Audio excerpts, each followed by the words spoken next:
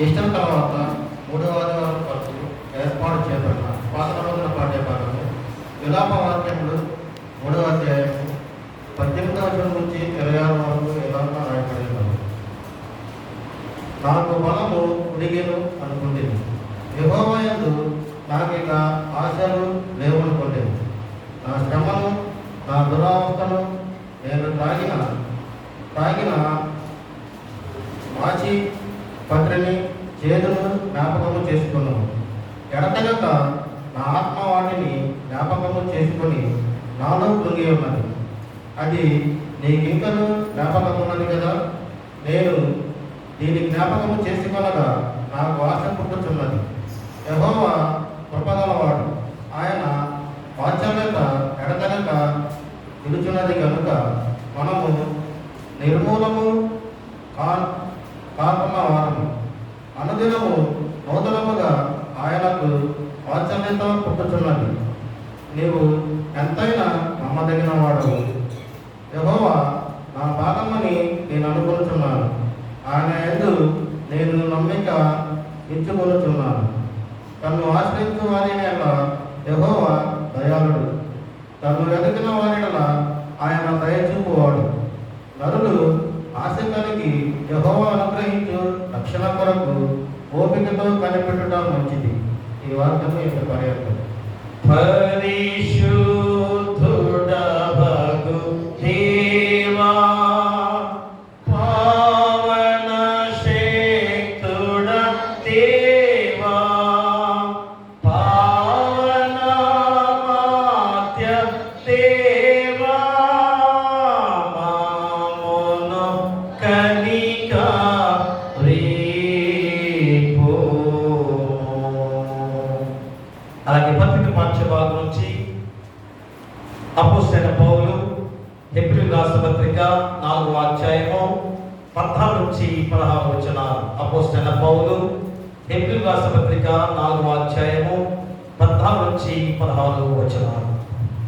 Easter తర్వాత 3వ ఆదివారం కొరకు ఏర్పాటు చేయబడిన కొత్త నిబంధన పాఠ్య భాగము హెబ్రీయులకు రాసిన పత్రిక 4వ అధ్యాయము 14 నుంచి 16 వరకు ఇలాగూ రాయబడి ఉన్నది. ఆకాశ మండలము గుండా వెళ్ళిన దేవుని కుమారుడైన యేసు అను గొప్ప ప్రధాన యాజకుడు మనకు ఉన్నాడు కనుక మనము ఒప్పుకొనిన దాన్ని గట్టిగా చేపట్టుదాము. మన ప్రధాన యాజకుడు మన బలహీనతల యందు మనతో సహానుభవం లేనివాడు కాదు, కానీ సమస్త విషయంలోనూ మనవలేను శోధింపబడినను ఆయన పాపం లేనివాడిగా ఉండేను కనుక మనము కనికరింపబడి సంయోజితమైన సహాయం కొరకు కృప పొందినట్లు ధైర్యంతో కృపాసనం వద్దకు చేరుతాము.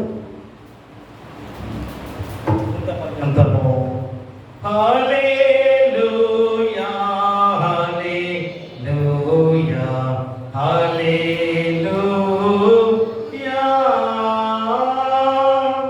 అలాగే సువార్త పాఠ్యభాగం నుంచి పరిశుద్ధైన యోహాను రాసిన సువార్త 14వ అధ్యాయము 1 నుంచి 11 వచనాలు. పరిశుద్ధైన యోహాను రాసిన సువార్త 14వ అధ్యాయము 1 నుంచి 11 వచనాలు.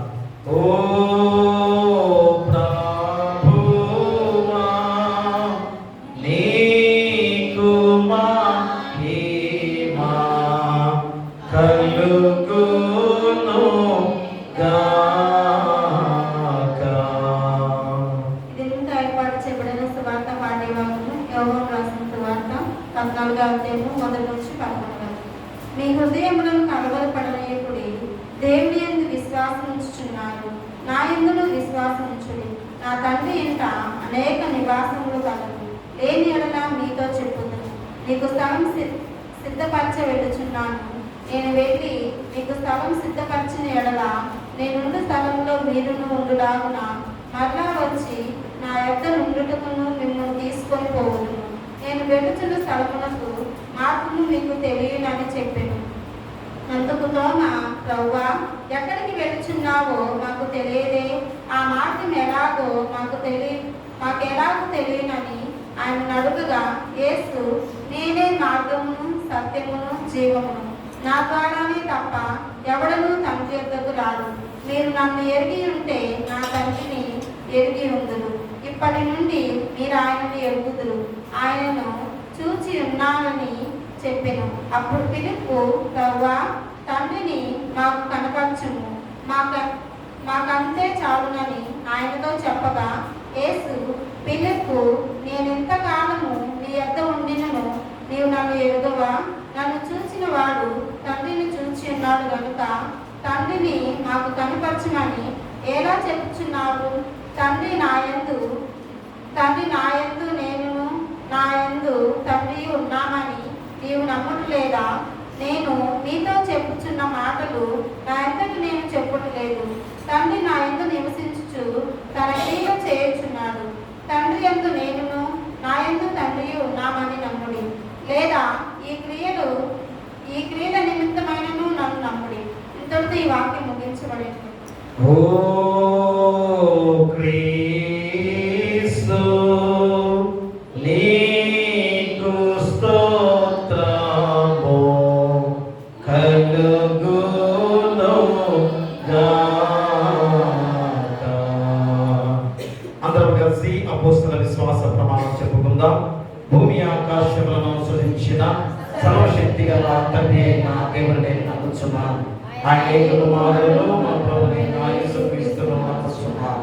ఈయన పరిశుద్ధాత్మ వలన గర్భమున ధరింపబడి కన్యైన మరియకు పుట్టి పొందుకులాకు అధికారముగా శ్రమపడి శిలువ వేయబడి చనిపోయి సమాధి చేయబడ్డనియు అదృశ్యలోకములో దిగిననియు చనిపోయిన వారిలో నుండి మూడవ దినమున లేచి పరలోకమునకెక్కి సర్వశక్తి గల తండ్రియకు దేవుని కుడి చేతి వైపున కూర్చుని ఉన్నాడనియు సజీవులకును మృతులకును తీర్చే ఒకరిని నమ్ముచున్నాను. పరిశుద్ధాత్మనుచున్నాను. పరిశుద్ధ క్రైస్తవ సంఘమును పరిశుద్ధ సమాసమును పాపక్షమాపణయు శరీర పునరుద్ధానమును నిత్య జీవమును నమ్ముచున్నాను. ఆమేన్. దయచేసి కూర్చోండి. ఆంధ్ర క్రైస్తవ కీర్తన పుస్తకం నుంచి 405వ కీర్తన, దేవుడే నాకు ఆశ్రయము అని పాడబడుతుందా. దేవుడే నాకు ఆశ్రయము, దివ్యమైన దుర్గము, మహావినోదు నా పదల ఆశ్రయము, దివ్యమైన దుర్గము,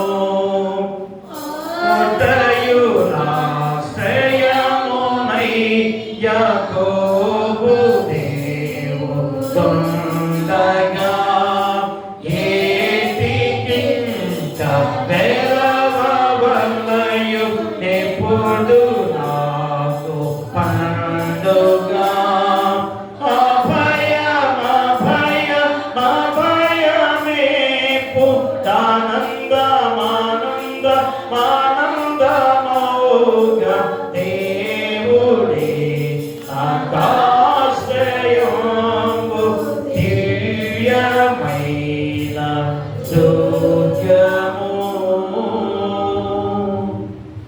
మన తండ్రి దేవుని నుండి మన ప్రభువైన యేసుక్రీస్తు నుండి కృపయు సమాధానం మీకు కలుగును గాక. ఆమేన్. దయచేసి కూర్చోండి.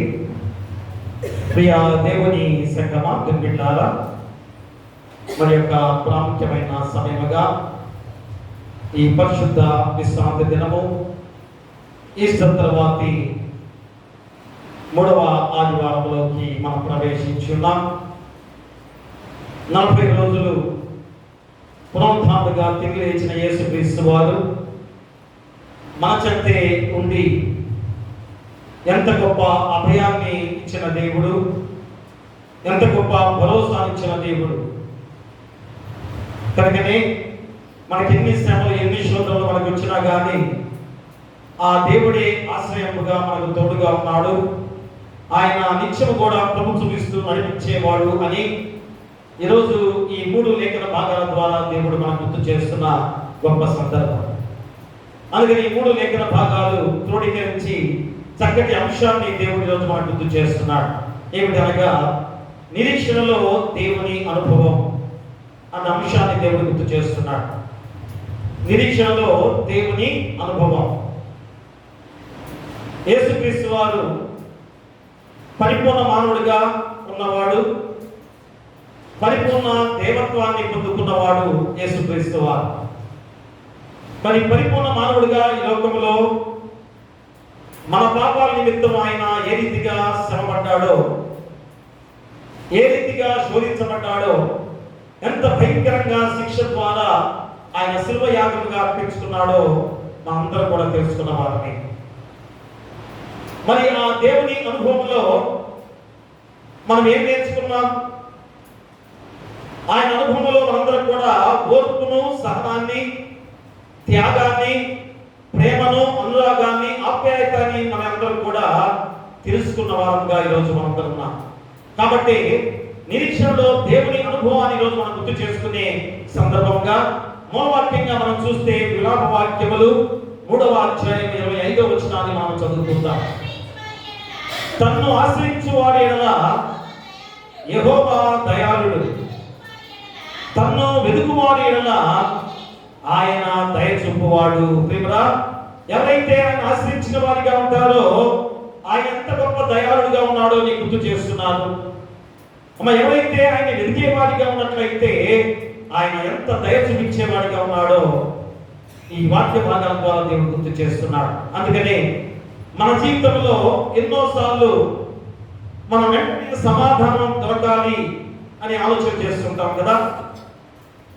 దేవుణ్ణి అడిగితే, దేవుణ్ణి వేడుకుంటే నాకు సమాధానం కావాలి అని ఆలోచించే వారిగా మనం ఉన్నాం. మనం ప్రార్థన చేస్తే వెంటనే ఫలితం రావాలని ఆశిస్తాం, అవునా? నేను ప్రార్థించాను కనుక ప్రార్థన జవాబు నాకు దేవుడు ఇవ్వాలి అని ఆలోచన చేస్తుంటాం. ఇంకా నువ్వు కష్టాల్లో ఉన్నప్పుడు వెంటనే దేవుని అడిగితే నాలో మార్పు జరగాలి అని ఆలోచన చేస్తుంటాం.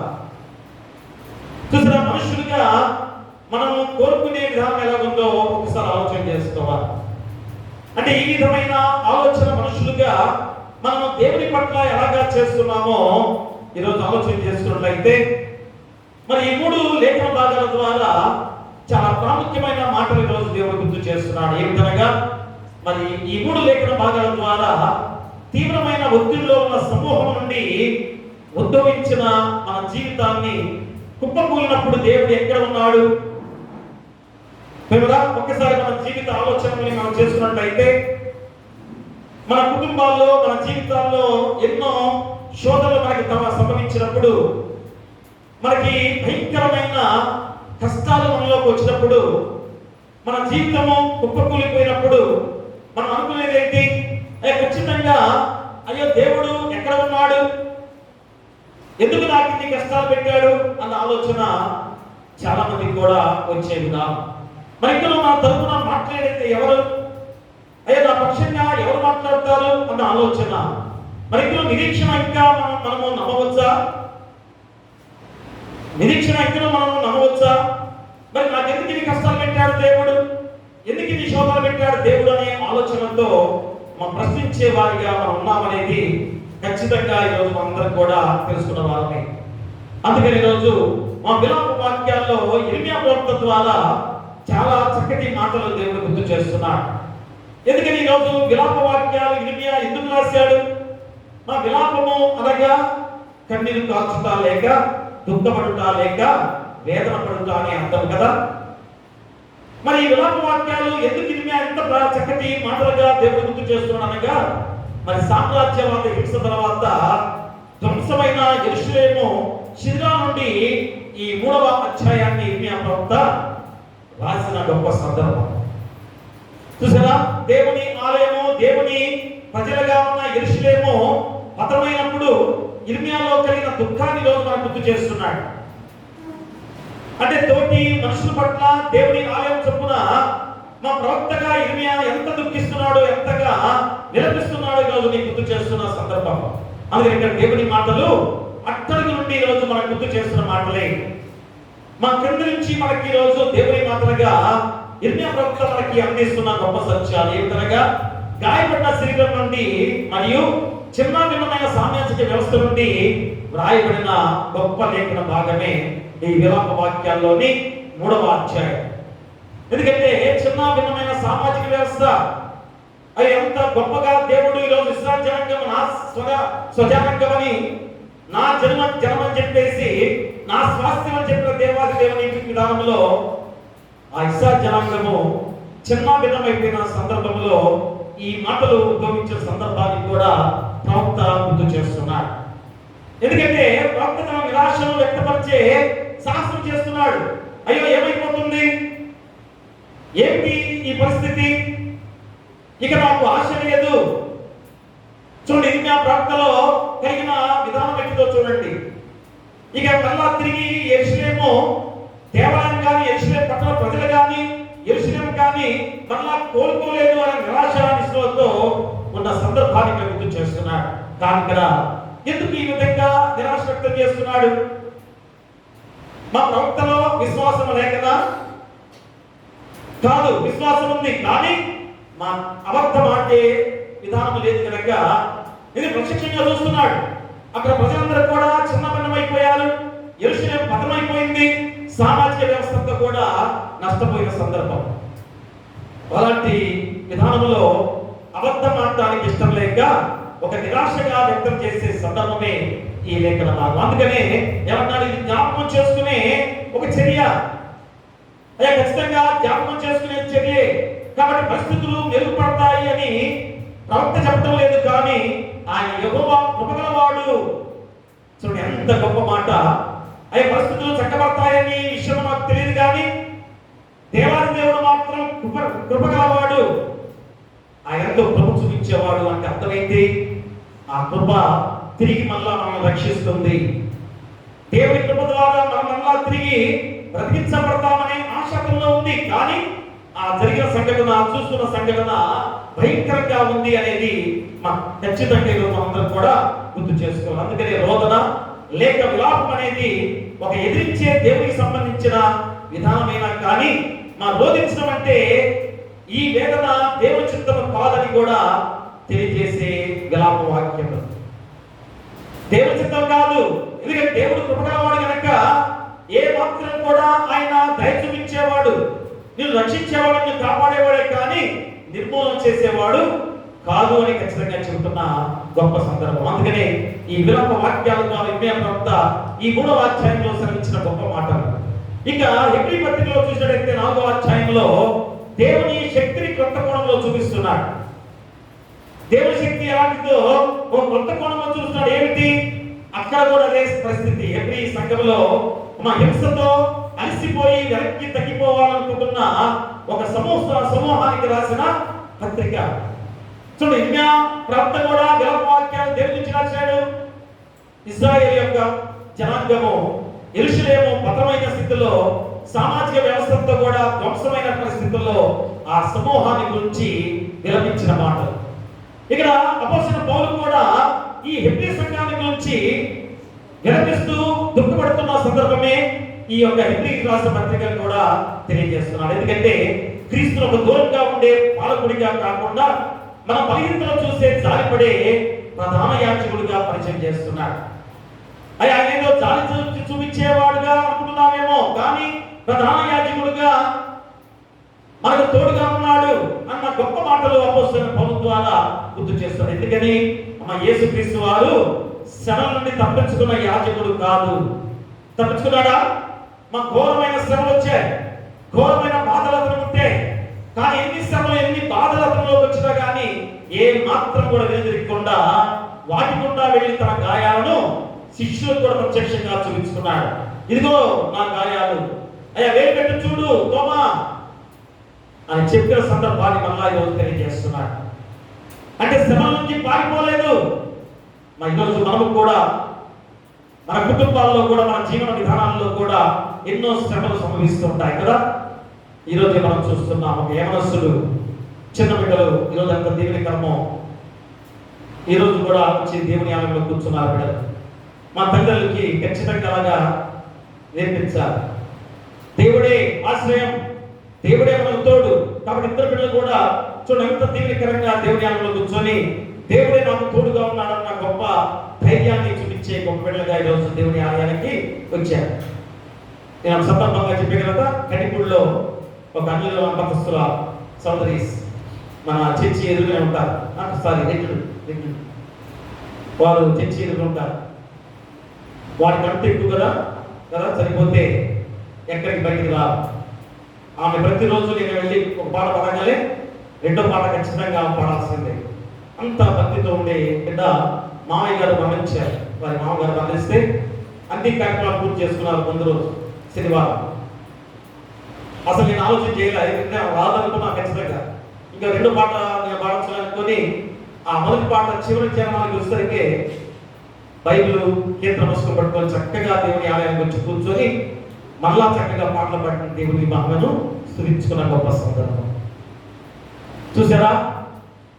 అంటే దేవుడి పట్ల ఎలాంటి విశ్వాసం కనబరుస్తూ మా దేవుడే నాకు ఆశ్రయం. అందుకని ఇందాక పాడుకున్న పాట కూడా అదే. ఎన్ని శోధనలు వచ్చినా కానీ, ఎన్ని శ్రమలు మనకు సంపించినా కానీ దేవుడు మనకు తోడుగా ఉన్నాడు, దేవుడు మనకు అండగా ఉన్నాడు. అదే హెబ్రీ రాష్ట్ర పత్రికలో కూడా ఇక్కడ అపోస్తలుడైన పౌలు ద్వారా ఏ రీతిగా ఆ హెబ్రీ సమూహం అంతా కూడా బాధలు హింసలు అనుభవించే వారిగా ఉన్నప్పుడు దేవుడికి దూరం అయిపోవాలనే ఆలోచన వాళ్ళు కలిగిన సందర్భంలో ఈ పత్రిక రాసిన సందర్భం కూడా మనం గుర్తు చేస్తున్నాడు. ఎందుకంటే ఎక్కువగా వారిలో వచ్చి కలిగింది ఏంటి?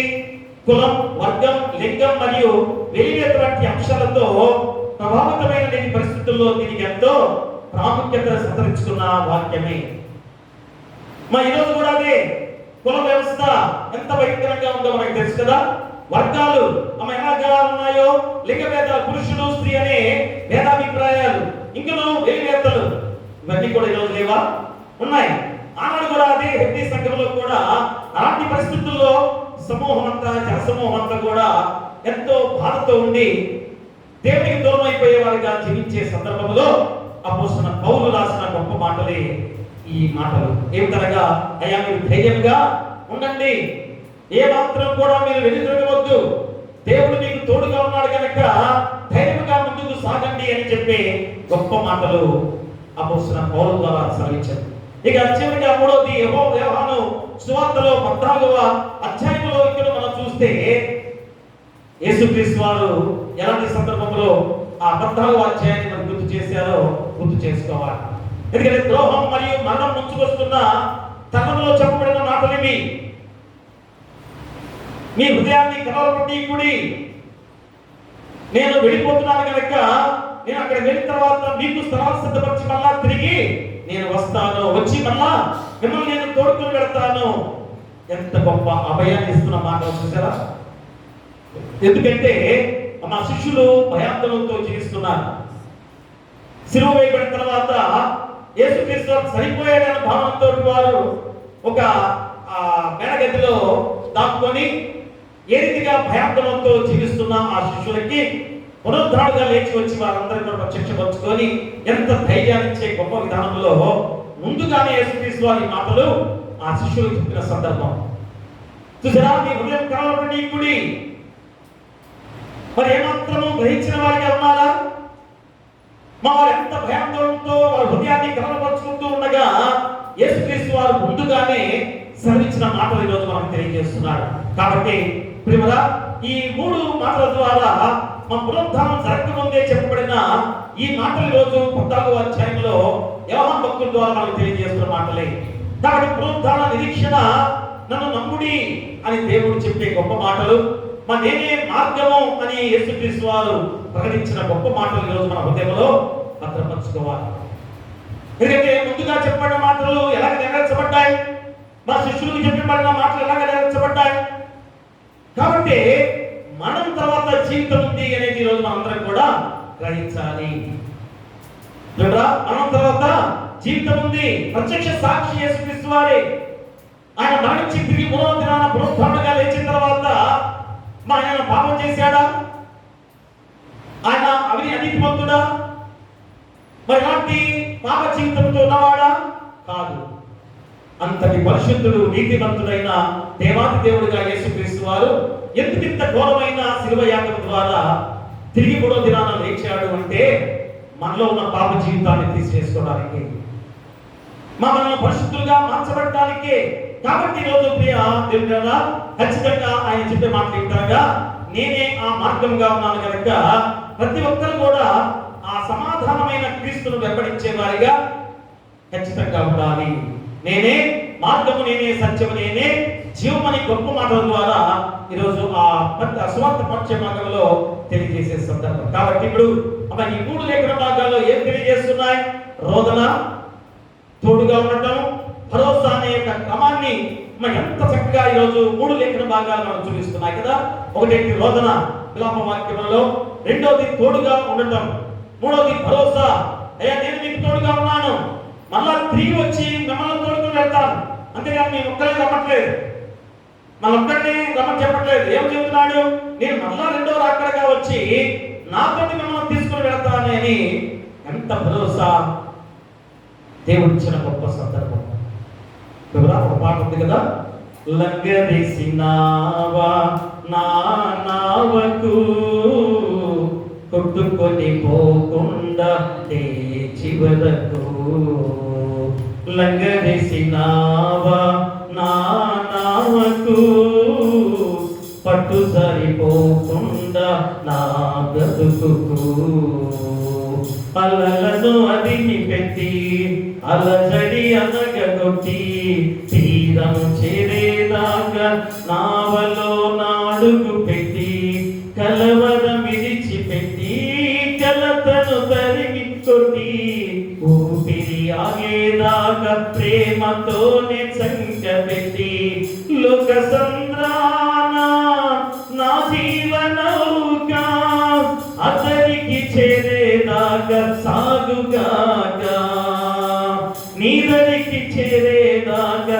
సాగుగాక, అలలను అదిని పెట్టి అలజడి అనగొట్టి చేరేదాకా నావలోన అడుగు పెట్టి కలవర విడిచిపెట్టి కలతను తరిమి కొట్టి ఊపిరి ఆగేదాకా ప్రేమతోనే సంకపెట్టి, చుట్టూ ఉన్న లోకము మాయదారి సుడిగుండము నటనడి సంద్రాన పట్టిలాగే వైనము, నా చుట్టూ ఉన్న లోకము మాయ సుడిగుండము నటనడి సంద్రాన పట్టిలాగే వైనము, రకాసి అలలెన్నో ఎగసి ఎగసి పడుతుంటే చేసి నన్ను చూసి మురిసి మురిసి పోతుంటే నాశలల్ని కరిగి ఒంటరిగా నేనుంటే నిరాశ వలలు తెంపి నిరీక్షణతో నన్ను పిలిచే చూశాను నీ వైపు, చూశాను నీ వైపు, అహయంత చల్లని చూపు, అహయంత చల్లని నీ చూపు, అలలను అదిని పెట్టి అలజడి అనగొట్టి తీరం చేరేదాకా నావలోన అడుగు పెట్టి కలవర విడిచిపెట్టి కలతను తరిమి కొట్టి ఊపిరి ఆగేదాకా ప్రేమతోనే సంకపెట్టి లోక సంద్రాన నా జీవనౌకా, లోక సంద్రాన నా జీవనౌకా అతనికి చేరేదాకా సాగుగాక, నీదరికి చేరేదాకా సాగుగాక, లంగదీసినావా నా నావకు కొట్టుకొని పోకుండా చివరకు. ప్రియాదురా, ఎవరు లంగరు? మా దేవుడే. ఆ లంగర్ ఎంత బలమైందో మా ప్రతి సముద్రం దగ్గర ఆ లంగర్ విషయంలో చేప పట్టే వారందరికి కూడా తెలిసిన సత్యం. ఎందుకంటే చాలా బలంగా ఉంటుంది ఆ లంగర్. ఆ లంగర్ వేసినప్పుడు పడవలు ఎంత గాలొచ్చినా ఎంత సముద్రపు ఆలోచన కానీ ఆ ఓడ పోకుండా అంతే చక్కగా నిల్చుంటుంది. ఈరోజు లంగర్ ఎవరు? మా దేవుడే. ఆ దేవుడి రోజు మనకు తోడుగా ఉన్నాడని ఆ 3 వచనాల పాటలు మళ్ళా మీరు ఇంటి దగ్గర ఒక్కసారి ఆలోచన చేస్తే ఎంత గొప్ప లిరిక్ రాసిన ఆ రైతులు ఎంత గొప్ప పాటలు ఒకసారి ఆలోచన చేసుకోవాలి. ఈరోజు 3 లేఖన భాగాల్లో కూడా మా పాటలో ఉన్న భావాన్ని ఈరోజు మనం చూపిస్తున్నాడు. ఎలాంటి శోధనలు వచ్చినా కానీ, ఎలాంటి సమస్యలు వచ్చినా కానీ ఆ దేవుడు మనకు తోడుగా ఉన్నాడని గుర్తు చేసే విధానం. అందుకనే ప్రియ దేవుని ద్వారా మన జీవితంలో ఎన్నోసార్లు నిరాశ, బాధ, భయం మనల్ని చుట్టుముడతాయని ఈరోజు మనందరం చూస్తున్నాం కదా. ఒక్కసారి ఆలోచన చేసుకుంటే మరణం ద్వారా కుటుంబాల్లో ఎంత నిరాశ, ఎంత నిస్పృహ. మా హృదయంలో ఒక్కసారి గూడు కట్టుకుంది కదా, అయ్యో ఏంటి ఏ స్థితిలో ఉన్నా కానీ మా మరణించిన తర్వాత కుటుంబంలో ఆ బాధ, ఆ వేదన ఎంత భయంకరమో ఈరోజు ఆలోచన చేసుకుంటే ఒక్కసారి మన జీవితాలు మా దేవుడి పట్ల భయభక్తులు కలిగిన వారిగా ఉన్నట్లయితే దేవుడు ఎంత కృపగలవాడో, తిరిగి మళ్ళా మనల్ని ఎలాంటి గొప్ప స్థితిలో ఉంచుతాడో ఈ 3 లేఖన భాగాల ద్వారా మనం గుర్తు చేస్తున్నాడు. కాబట్టి ఈరోజు ఏం చేయాలి? నిరీక్షణ, మా వెయిటింగ్ నిరీక్షణగా ఉండాలి అని మరొకసారి గుర్తు చేస్తున్నాడు. అందుకని నిరీక్షణలో దేవుడి అనుభవం ఎలాగ ఈరోజు దేవుడు గుర్తు చేసే ఈ గొప్ప సందర్భంలో ఈ 3 లేఖన భాగాల ద్వారా మనం గుర్తు చేస్తున్నాడు. కాబట్టి నిరీక్షణలో ఎలా ఉండాలి? మా దేవుని అనుభవాన్ని మనం చూస్తున్నాం కదా. ఈరోజు మనం చూపించే 3 లేఖన భాగాల్లో మొట్టమొదటి కనుక నిరీక్షణలో ఆశను నిలుపుకోవాలి. మొట్టమొదటి ఏంటి? నిరీక్షణలో ఆశను నిలుపుకోవాలి. మా ఆశను కోల్పోవద్దు. ఎందుకని? దేవుడు ఎంత కృపగలవాడు అని గుర్తు చేస్తున్నాడు. దేవుడు ఎంత కృపగలవాడు మళ్ళా గుర్తు చేస్తున్నాడు మీ అప్పటి ద్వారా. చూడండి, విలాప వాక్యాలు 3వ అధ్యాయము మా 10వ వచనాన్ని, మన 22వ వచనాన్ని మనం చూసినట్లయితే, యెహోవా కృపగలవాడు, ఆయన వాత్సల్యత ఎడతెగక నిలిచినది కనుక మనము నిర్మూలము కాకున్న వారము. ప్రియ దేవుని బిడ్డలారా, చూడండి ఎంత గొప్ప మాటలుగా ఈరోజు 22వ వచనంలో యెహోవా కృపగలవాడు, ఆయన వాత్సల్యత ఎడతెగక నిలిచింది కనుక మనము నిర్మూలము కాకున్న వారము. కాబట్టి ఈరోజు ధైర్యం కలిగి ఉండండి, ఆశను కలిగి ఉండండి. ఎందుకంటే మన దేవుడు ఎలాంటి గొప్ప దేవుడో మళ్ళా గుర్తు చేసే సందర్భంలో మా ఇర్మియా గురించి ఈరోజు మళ్ళా మనం గుర్తు చేసుకోవాలి. ఎందుకంటే ఈ విలాప వాక్యంలో 3వ అధ్యాయంలో ఇర్మియా చాలా బాధలో ఉన్నాడు. నా ఆశ నశించిపోతుంది అని గుర్తు చేస్తున్నాడు. చూసారా, మా ఇర్మియా కూడా నిరాశ పడుతున్నాడు. ఎందుకంటే చూసిన పరిస్థితులు అవి ఈరోజు మన యొక్క కుటుంబాల్లో కూడా, మన జీవన స్థితిలో కూడా అలాంటి నిరాశ ఎన్నో సందర్భాల్లో కలిగిన సందర్భాలే కదా. ఏదో సందర్భంలో ఖచ్చితంగా ఆర్థికమైన విధానం కానీ, కుటుంబ జీవన విధానంలో కానీ, బిడ్డల విషయంలో కానీ, మన యొక్క పరిస్థితుల్లో కూడా, ఎందుకంటే ఆ వాతావరణ పరిస్థితులు కానీ, ఎందుకంటే ఆ చక్కటి పంట పండించే విధానంలో తుఫాను వస్తుంది కదా. తుఫాను వచ్చిన పంటంతా కూడా కొట్టుకుపోయే సందర్భాల్లో ఎలా ఉంటుంది మన హృదయాలు, మన జీవితాలు ఎలా ఉంటాయి? అలాగే కుటుంబాల్లో మా యజమానులు మరణిస్తే, లేదా కుటుంబంలో మరణాలు సంభవిస్తే ఎలా ఉంటుంది హృదయాలు? మా కుటుంబంలో ఎంత నిరాశ. చూడండి, ఇవన్నీ కూడా మనలో ఉండే నిరాశ, మనలో ఉన్న ఆశ ఏ విధంగా కృంగిపోయే సందర్భాలు ఇర్మియా అంతా కూడా అనుభవించిన సందర్భాలు. అదే 18వ వచనంలో ఏమంటాడు చూడండి, అక్కడ నాకు బలం ఉడిగిన అనుకుంటుని, యెహోవా యందు నాకు ఇంకా ఆశలు లేవనుకుంటుని, నా శ్రమను, నా దురవస్థను, నేను త్రాగిన మాచి పత్రిని, చేతును జ్ఞాపకము చేసుకున్నాము. తెలుగరా, చూడు, నా బలం ఉడిగిన అనుకుంటుని, యెహోవా యందు నాకు ఇంకా ఆశలు లేవనుకుంటుని. చూసారా, మరి ఏ రీతిగా బాధపడుతున్న సందర్భాలు, అంటే బాధలు, కష్టాలు, నిరాశ ఎంత భయంకరంగా హృదయాన్ని మానసికంగా బాధ పెడతాయో మనందరం మనం తొంగి చూసిన వారు కాదా? మనం తొంగి చూసిన వారమే, కానీ ఆ బిడ్డలకు తెలియదు కదా. చిన్న బిడ్డలు కనుక ఆ హృదయంలో వారికి ఏ మాత్రం కూడా తెలియదు. కానీ పెద్దవారి హృదయాల్లో ఎంత నిరాశ, ఎంత నిస్పృహలు ప్రియ విన్నారా. కాబట్టి ఆ బాధల్లో, కష్టాల్లో, నిరాశలో ఉన్నప్పుడు దేవుడు ఈరోజు గుర్తు చేస్తున్నాడు. ఏమని? 21వ వచనంలో, నేను దీన్ని జ్ఞాపకం చేసుకొనగా నాకు ఆశ పుట్టుతున్నది. చూడండి ఎంత గొప్ప మాట. అయ్యా, నేను మళ్ళా తిరిగి జ్ఞాపకం చేసుకొనగా నాలో ఆశ పుట్టుతున్నది. కాబట్టి రోజు నిరీక్షణలో నీకేం కలిగి ఉండాలి? ఆశ. మా ఆశను నిలుపుకోవాలి. ఎంతగా ఆశను కోల్పోవద్దు. నమ్మదగిన వాడు మా దేవుడు కదా. మా ఆయన ఏ రీతిగా చెప్పాడో అవన్నీ జరిగాయి, నెరవేర్చబడ్డాయి. కాబట్టి నువ్వేం చేయాలి? ఆ కృపగల దేవుడిని విశ్వసిస్తూ ఆశను నిలుపుకోవాలని మళ్ళా గుర్తు చేస్తున్నాడు. అందుకని ఒక మార్పు వచ్చింది. నేను ఈ సంగతిని గుర్తు చేసుకొనుచున్నాను అంటే అనగా నిరీక్షణ అనేది ఒక నిరాశ కాదు కానీ మన విశ్వాసంతో ఉండే స్థితి అని మళ్ళీ గుర్తు చేస్తున్నాడు. నిరీక్షణ అర్థం ఏంటి? ఒక నిరాశతో కూడుకుంది కాదు. అయ్యో నిరాశతో ఎప్పుడు వస్తాడా దేవుడు, రెండో రాకడికి ఎప్పుడు వస్తాడో నిరాశతో ఉండేది కాదు. నిరీక్షణ అంటే ఒక బలంతో, ఒక ధైర్యంతో, అయ్యో నా దేవుడు నా చెంతకు వస్తాడు, నేను రక్షించబడతాను అన్న గొప్ప పదమే నిరీక్షణ. నిరీక్షణ ఈ పదంలో ఎంత గొప్ప మాట ఉందో మనం గుర్తు చేస్తున్నాం. అందుకని నిరీక్షణలో దేవుని అనుభవం అనే అంశం ద్వారా దేవుడిని గుర్తు చేస్తున్నాడు. అందుకని చూడండి 25, 26 వచనాల్లో చదువుకున్నట్లయితే, తన్ను ఆశ్రయించు వారి ఎడల యెహోవా దయాళుడు, తన్ను వెదుకు వారి ఎడల ఆయన దయ చూపువాడు.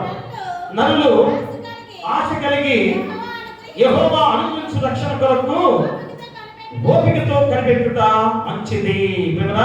తన్ను ఆశ్రయించు వారి ఎడల యెహోవా దయాళుడు, తన్ను వెదుకు వారి ఎడల ఆయన దయ చూపువాడు.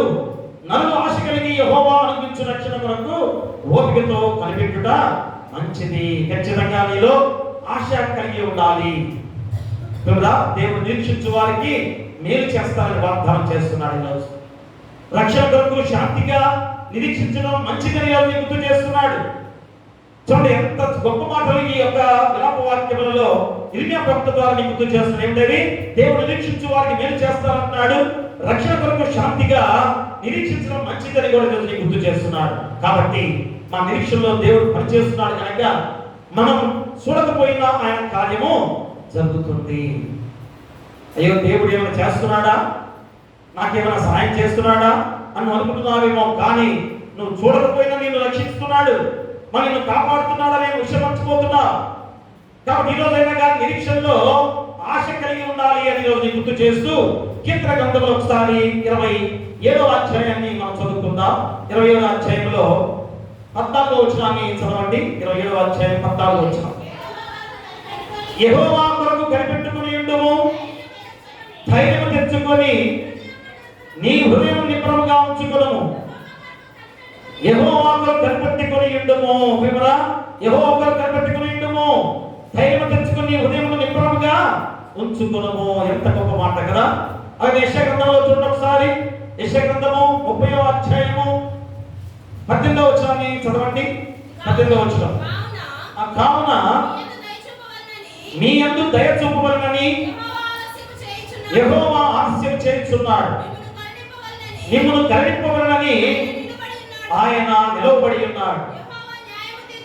యెహోవా న్యాయము తీర్చు దేవుడు, ఆయన నిమిత్తము కనిపెట్టుకున్న వారందరూ ధన్యులు. చూడండి ఎంత భరోసా, ఎంత ధైర్యంతో కూడిన ఈ మాటలు ఆ రోదంలోంచి, వేదంలోంచి కలిగిన గొప్ప మాటలు ఇర్మియా ప్రవక్త ద్వారా మనం గుర్తు చేస్తున్నాడు. ప్రియమరా, ఈరోజు ఎన్నో ఆలోచిస్తున్నావా? మీ యందు దయ చూపాలని యెహోవా ఆలస్యం చేస్తున్నాడు, మిమ్మల్ని కరుణింపవలని ఆయన నిలబడి ఉన్నాడు. ఎందుకు ఇక్కడ రెండవ రాకడగా ఆలస్యం చేస్తున్నాడు? మా దయ చూపించాలని, కరుణ చూపించాలని, పరిపూర్ణంగా నిన్ను నన్ను వాళ్ళందరూ కూడా రక్షించాలని దేవుని ఆశ. కాబట్టి ప్రవక్త ఇర్మియా ఎలాంటి బాధ, శ్రమ, వేదన, ఎడబాటు, చింత అనుభవించినది, తనకు కలిగిన బాధలు జ్ఞాపకం చేసుకొని కృంగిపోతున్న సందర్భంలో, అలాంటి సమయంలో దేవుడు తండ్రి అయిన యెహోవా దేవుడు మా ఈ విలాప వాక్యాల ద్వారా 21 నుంచి 26 వచనంలో కూడా ఎంత చక్కటి మాటలుగా దేవుడు గుర్తు చేస్తున్నాడు. చూడండి 26వ వచనాన్ని చదవండి. ఆ నరుడు ఆశ కలిగి యెహోవా అనుగ్రహించు రక్షణ కొరకు ఓపికతో కనిపెట్టడం మంచిది. యవన కాలమున కాడిమోయిట నలునికి మేలు, అతని మీద దాన్ని మోపిన వాడు యెహోవాయే కనుక అతడు ఒంటరిగా కూర్చుండి మౌనముగా ఉండవలెను. చూసారా ప్రేమరా, దేవుడి కాడిమోయిట నలునికి మేలు అని ఖచ్చితంగా గుర్తు చేస్తున్నాడు.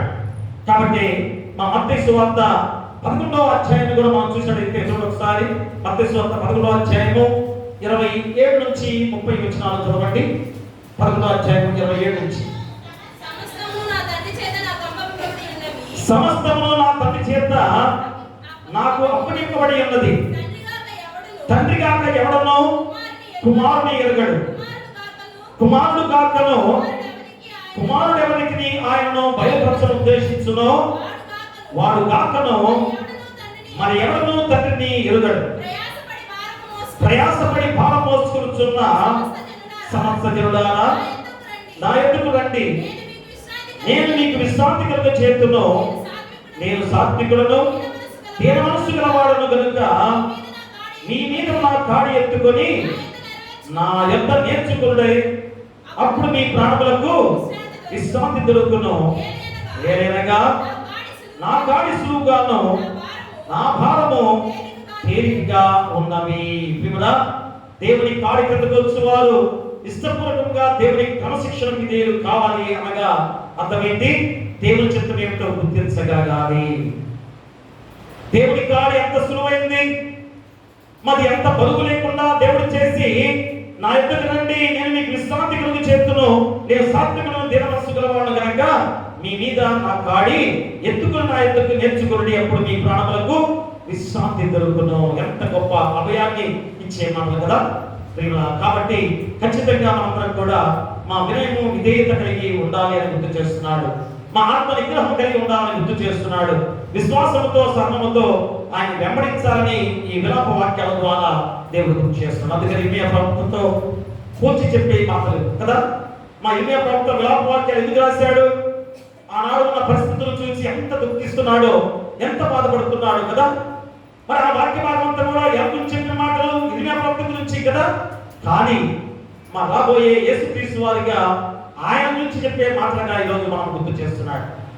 అమ్మ, యేసుక్రీస్తు వారు ఎంత ఘోరమైన ఆ స్థితి ఆనాడు కలిగిన సందర్భాన్ని తెలియజేసే సాదృశ్యాన్ని ఇర్మియా ప్రవక్త ద్వారా మనకు చెప్పే గొప్ప మాటలు. కనుకనే ప్రియాదులారా, మనము ఆ నిరీక్షణలో దేవుని అనుభవాన్ని తెలుసుకునే వారిగా ఉన్నట్లయితే మనం ఏం చేయాలి? ఆ నిరీక్షణలో ఆశను నిలుపుకోవాలి. ఖచ్చితంగా ఆ దేవుని అనుభవాన్ని చూసి ఆశను మనం నిలుపుకున్నట్లయితే ఖచ్చితంగా దేవుని రాజ్యానికి వారసులమే. ఇక రెండవది, నిరీక్షణలో దేవుని సన్నిధిలో ఉండాలి. మా నిరీక్షణలో దేవుని సన్నిధిలో ఉండాలి. కాబట్టి ఈరోజు అందరూ నిరీక్షణ ఉన్న వారమే. కాబట్టి ఆ నిరీక్షణలో ఎక్కడ ఉండాలి? దేవుని సన్నిధిలో ఉండాలి. మన దేవుని సన్నిధి ఎంత మనకి జీవితానికి భరోసా ఇస్తుందో మనం గుర్తు చేస్తున్నాడు. చూడండి, అపోస్తలుడైన పౌలు హెబ్రీయులకు రాసిన పత్రిక 4వ అధ్యాయంలో 16వ వచనాన్ని చదవండి. కనుక మనము కనికరింపబడి సమయోచితమైన సహాయము కొరకు కృప పొందునట్లు ధైర్యముతో కృపాసనమునకు చేరుదము. ప్రియులారా, అంటే యేసుక్రీస్తు వారు మనకి మహాయాజకుడుగా ఆయన మన బలహీనతలను అర్థం చేసుకుంటాడు, మన బాధలను తెలుసుకుంటాడు. అందుకే నిరీక్షణలో మనం ఒంటరిగా లేము అని ఈరోజు మళ్ళా గుర్తు చేస్తున్న గొప్ప వాక్య భాగమే అపోస్తలుడైన పౌలు ద్వారా హెబ్రీ సంఘాన్ని గుర్తు చేస్తున్నాడు. ఎందుకంటే హెబ్రీ సంఘంలో కులము, వర్గము, భేదాలు, మా వెలివేత ధోరణి, మరి ఇవన్నీ కూడా ఇందులో లింగ వ్యవస్థ, పురుషుడు స్త్రీ అనే భేదాభిప్రాయాలు, మరి ఇవన్నీ కూడా ఆ సంఘంలో ఉండగా అపోస్తలుడైన పౌలు ఆ సమూహాన్ని చూసి ఎంత బాధపడుతున్న సందర్భంలో దేవాది దేవుడు తోడుగా ఉన్నాడని ఎంత ధైర్యాన్ని ఇస్తూ వారికి చెప్పిన గొప్ప సందర్భం. అందుకని యేసుక్రీస్తు వారు మా సంపూర్ణ దైవత్వం కలవాడు అని మళ్ళా వారికి తెలియజేస్తూ యేసుక్రీస్తు మానవునిగా మానవునితో పూర్తి సహనం కలవాడే ఉన్నాడు. మరి ముందుగా ఎలాంటి వాడుగా వచ్చాడు ఈ రోజు లోకానికి? పరిపూర్ణ మానవుడిగా లోకానికి వచ్చినవాడు. ఎందుకంటే మానవుడిగా వచ్చాడు కనుక నీ బాధ, నా బాధ, మనందరి బాధలు ఆయనకి తెలుసు. ఆయన పొందుకున్నాడు కనుక మన బాధలన్నిటివో తెలుసు. కాబట్టి ఈరోజు ఆయన సంపూర్ణ దైవత్వం కలవాడు కనుక ఆ దైవత్వంతో నిన్ను రక్షించడానికి మా మానవుడిగా దిగి వచ్చి ఎంత తగ్గింపుతో వచ్చిన దేవాది దేవుడిగా ఉన్నాడో నీకు ఈరోజు ఆ భరోసా మనందరికి కూడా ఇస్తున్నాడు. కాబట్టి మానవుని బలహీనతలన్నీ అనుభవించి ఎరిగిన వాడు ఆయనను, ఆయన పాపం లేని వాడు కనుక పరిశుద్ధుడిగా జీవించాడు కనుక మరి రోజు మనందరికి కూడా ఏం గుర్తు చేస్తున్నాడు? మన దీని భావం ఏంటి? మానవులు ఎదుర్కొన్న శోధనలు, ఒత్తిడులు, బాధలు ఒక్క లోకంలో ఎరిగిన వాడై ఉన్నాడు యేసుక్రీస్తు వారు. మనకి ఎందుకు వచ్చాయి బాధలు? ఎందుకు వస్తున్నాయి శ్రమలు? ఎందుకు వస్తున్నాయి శ్రమలు? మనకు మనగా చేసుకున్నాయి కదా. ఆదాము హవ్వలు ఏం చేశారు? దేవుని ఆజ్ఞను అతిక్రమించారు. అర్థమేంటి? వారికి వారిగా మనకు మనముగా తెచ్చుకున్న పాపాలు కదా. ఈరోజు మనలో వచ్చే సంఘటనలు కూడా అవి. మా మనుషులుగా మనకి ఎందుకు బాధలు వస్తున్నాయి? ఎందుకు శోధనలు వస్తున్నాయి? మనకు మనమే చేసుకున్న తప్పిదా కదా. దేవుడు మంచి ఆరోగ్యాన్ని ఇస్తున్నాడు, దేవుడు మంచి జీవితాన్ని ఇస్తున్నాడు, దేవుడు అన్ని కూడా సక్రమంగా మనకి చూపిస్తున్నాడు. కానీ మనం దేవుడి మాట వినకుండా, మనుషుల మాట వినకుండా మా దారి తప్పి తిరుగుతున్నాము. అప్పుడే ఎంత బాధాకరమైన జీవితాలతో ఈరోజు ఉన్నాయో ఒక్కసారి మనం ఆలోచన చేసుకోవాలి ప్రియులారా. అందుకని ఈరోజు యేసుక్రీస్తు వారు ఇవన్నీ కూడా ఎరిగిన వాడు, కానీ ఆయన ఏ పాపం చేయని వాడు, పరిశుద్ధుడు. కాబట్టి ఈ రోజు మనలో ఉన్న ఆ పాప జీవితాన్ని ఆయన భుజస్కంధాల మీద మోసి మనం రక్షించిన దేవాది దేవుడు, జయించిన దేవాది దేవుడు కనుక మా పరిశుద్ధునిగా జీవించిన దేవాది దేవుడు ఏం చేశాడు? సాతాను శోధనలన్నింటినీ కూడా జయించాడు. కాబట్టి మనం కూడా ఎలా ఉండాలి? మనలో ఉన్న పాపపు జీవితాన్ని తీసివేశాడు యేసుక్రీస్తు వారు. సిలువలో బలియాగంగా అర్పించుకొని మనలో ఉన్న దుఃఖాన్ని, కన్నీటిని, వేదనని తీసివేశాడు. ఈరోజు ఎలా ఉండాలి? మనం ధైర్యంగా ఉండాలి. ఎందుకంటే మరణము లేకుండా చేశాడు. మళ్ళా తిరిగి మనల్ని నిత్య జీవంలో నడిపించడానికి మళ్ళా తిరిగి లేపుతున్నాడు. నిత్య జీవంలోకి వెళ్ళాలంటే ఎలా ఉండాలో కూడా ఈ వాక్యంగా మనం తెలియజేసే గొప్పది. అందుకనే మా మానవుల ఎడల సానుభూతి కలిగి ఉన్న దేవుడిగా యేసుక్రీస్తు వారు మనల్ని గ్రహించిన దేవుడిగా, దేవుని కృపాకరికలను పాత్రమై ఉన్నామని నేను గుర్తు చేస్తున్నాడు. కాబట్టి ఎంత గొప్ప ప్రేమతో అందుకని చెబుతున్నాడు. ఏమని 14వ వచనంలో చదవండి ఒకసారి. ఆకాశ మండలం గుండా వెళ్ళిన దేవుని కుమారుడైన యేసు అను గొప్ప ప్రధాన యాజకుడు మనకున్నాడు కనుక మనం ఒప్పుకున్న దాన్ని గట్టిగా చెబుతున్నాము. మన ప్రధాన యాజకుడు మన బలహీనతల యందు మనతో సహానుభవం లేనివాడు కాడు, కానీ సమస్త విషయంలోనూ మన వల్లనే శోధింపబడినను ఆయన పాపము లేని వాడిగా ఉండెను. ఏ పాపము లేకపోతే మళ్ళా తిరిగి బ్రతుకుతాం. ఎలాంటి పాప దోషణంలో లేకుండా చేశాడు దేవుడు. కాబట్టి ఈరోజు మన శరీరాలు, మన జీవితాలు పరిశుద్ధమైన జీవితాలే కదా. మరి పరిశుద్ధమైన జీవితాలతో మనందరం కూడా తిరిగి మళ్ళా లేవబోతున్నామనే సత్యాన్ని కూడా గుర్తు చేస్తున్నాడు.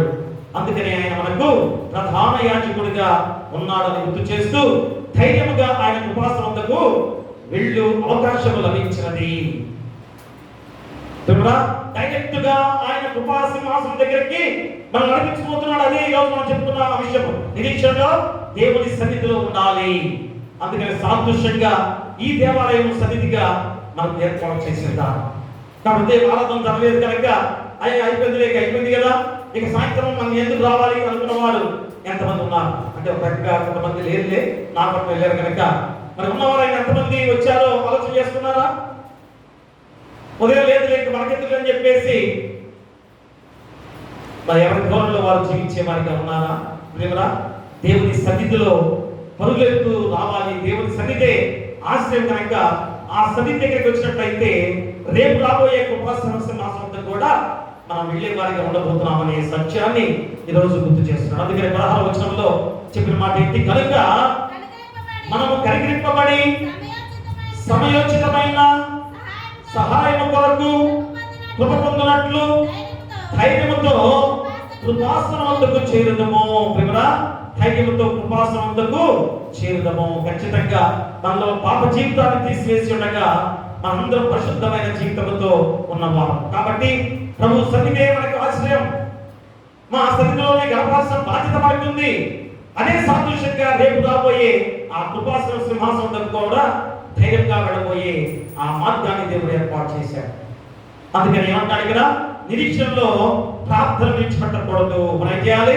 నిరీక్షణలో దేవుని సన్నిధిలో ఉండాలంటే ఎలా ఉండాలి? మనం ఖచ్చితంగా ప్రార్థన విడిచిపెట్టకూడదు. దేవునికి దగ్గర అవ్వాలని ఈ రోజు గుర్తు చేస్తున్నాడు.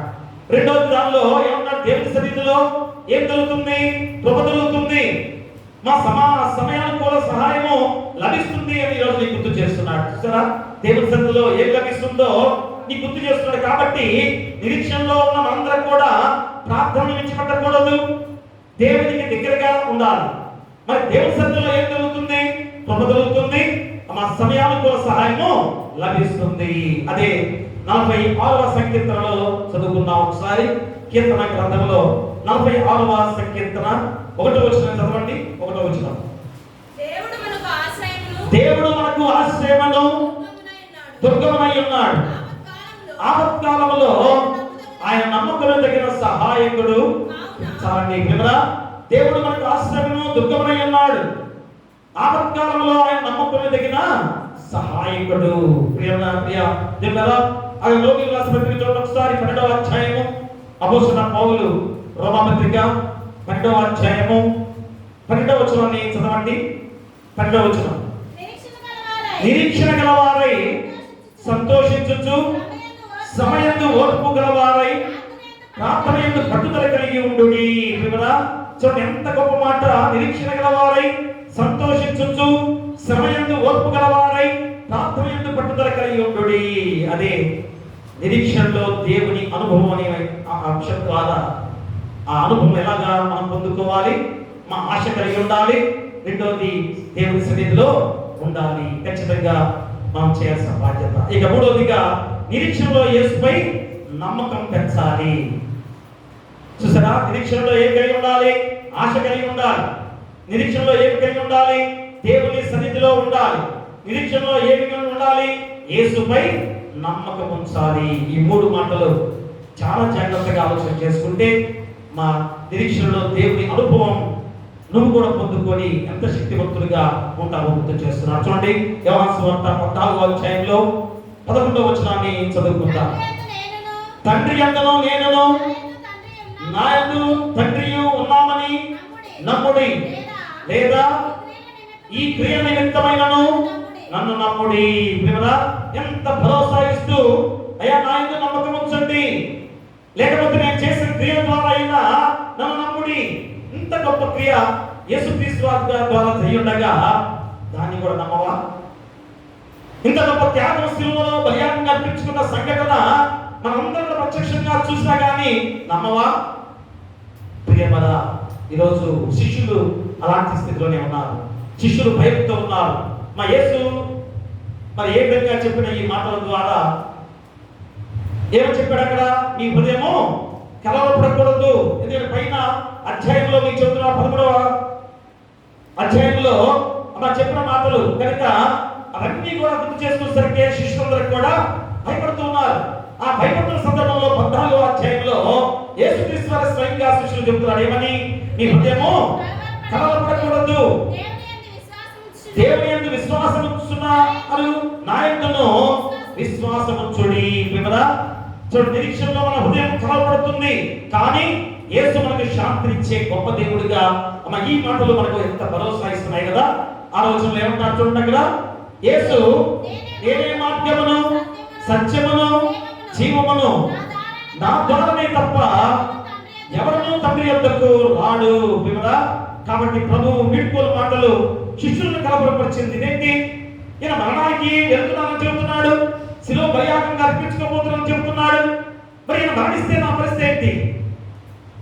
ఈయన మరణిస్తే మన పరిస్థితి ఏంటి? మన జీవన విధానం ఏంటని అందరూ కూడా బాధ చెందుతున్న సందర్భం ఆ సందర్భం. ప్రియరా, అందుకనే శిష్యులకి ఈ వీడ్కోలు మాటలు చూసి శిష్యులు భయపడుతుండగా మా వారిని కలవపరిచిన విధానంలో, నిరాశపరిచిన సందర్భంలో యేసుక్రీస్తు వారు ప్రేమతో ఆదరించి ధైర్యపరిచే గొప్ప మాటలు. ఈరోజు నీకు నాకు మనందరం కూడా మీ హృదయాన్ని కలవరపడనీయకుడి. చూసిన 3 వాక్యాల్లో కూడా నిరాశలో నిస్సలతో ఉన్న జీవితాలకి మన దేవుడు ఎంత భరోసా ఇస్తున్నాడో, ఎంత ధైర్యాన్ని ఇస్తున్నాడో, ఎంత తోడుగా నీకున్నాడని ఎంత అభయాన్ని ఇస్తున్నాడో కదా. ఈరోజు అదే చెబుతున్నాడు. యేసును వెంబడించవలసిన వారు పొందవలసిన కష్టాల గురించి కూడా క్రీస్తు అనేక సార్లు హెచ్చరించిన సందర్భం. అయినా వెంబడించేవారు కష్టాలు అనుభవిస్తారు. క్రైస్తవులుగా క్రీస్తు నమ్ముకున్న వారందరూ కూడా కష్టాలు అనుభవిస్తారు. ఎందుకు పక్కపడాలి కష్టాలు? ఎందుకు మేము కష్టపడాలి? ఈ లోకంలో తిరుగుతులకు సుఖించులాగుంటే ఆ ప్రాణం పోతే పోయి దేవుడు అనుకుంటున్నావా? ప్రియా దేవుడు, ఈ జీవితం కొద్దిగే, మా అసలు జీవితం నిత్య జీవం. అంటే నిత్య జీవంగా మనం జీవింపజేసే గొప్ప జీవితాన్ని దేవుడు మనకు అనుగ్రహించాడు. అలాంటి జీవితము మా నీకు అనుగ్రహింపజేసిన దేవుడు నీకు నాకు మనందరం కూడా తోడుగా ఉన్నాడు. అందుకని లూకాసు సువార్త 9వ అధ్యాయాన్ని చూడండి ఒకసారి. లూకాసు సువార్త 9వ అధ్యాయంలో 57-58 వచనం చూడండి. వారు మార్గమున వెళ్ళుచుండగా ఒకడు నీవు ఎక్కడికి వెళ్ళినాను నీ వెంట వచ్చిందని ఆయనతో చెప్పాను. అందుకు యేసు నక్కలకు బయలును ఆకాశ పక్షుల నివాసములు కలవు, కానీ మనుష్య కుమారునికి తలవాల్చుకున్నట్టుకైనను స్థలము లేదని అతనితో చెప్పాను. ప్రియులారా, చూడండి, యేసుక్రీస్తు వారు చెప్పిన ఈ మాటలు ఒక్కసారి అయ్యా వారు మార్గంలో వెళ్తుండగా ఒకడు నీ ఎక్కడికి వెళ్ళినానో నీ వెంట వచ్చిందని ఆయనతో చెప్పాను. అందుకు యేసు నక్కలకు బొరియలను ఆకాశ పక్షులకు నివాసములు కలవు, కానీ మనుష్య కుమారునికి తలవాల్చుకున్నట్టుకైనను స్థలము లేదని అతనితో చెప్పాను. అందుకనే ఊరి వెలుపల అతన్ని సిలువకు బలియాగముగా అర్పించారు. మా వెలుపల సిలువకు బలియాగముగా అర్పించారు. కాబట్టి దేవుడా, నేను మళ్ళా వస్తానని వాగ్దానం చేస్తున్నాడు. మరి క్రైస్తవులుగా ఈ వాస్తవాన్ని మర్చిపోయామా? మానవుడు శిష్యులు కూడా మర్చిపోయారు కదా. ఈరోజు మనం కూడా మర్చిపోయామా? యేసుక్రీస్తు తిరిగి లేచిన తర్వాత కూడా వారు ఎంత భయాందోళన చెందుతున్నారు. ప్రియా దేవులారా, కాబట్టి యేసు మానవ శరీరంతో జీవించిన జీవితము దేవుడు జీవించినదే అని మనకు గుర్తు చేసినా గాని, ప్రత్యక్షంగా ఇదిగో గాయాలు చూడండి అని తోమాకు చెప్పినా గాని, ఈరోజు ఇంకనూ భయాందోళనతో జీవిస్తున్నాం. తిరిగి మళ్ళా మనకి జీవితం ఉంది, మళ్ళా తిరిగి లేస్తామనే సత్యాన్ని ఈరోజు గుర్తు చేస్తున్నాడు. కనుకనే మా తోమాతో ఏమన్నాడు? తోమాతో ఏం చెప్తున్నాడు చూడండి అక్కడ. తర్వాత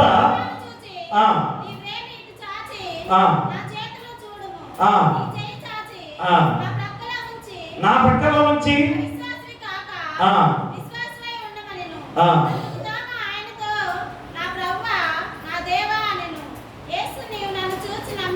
ఐదో వచ్చిన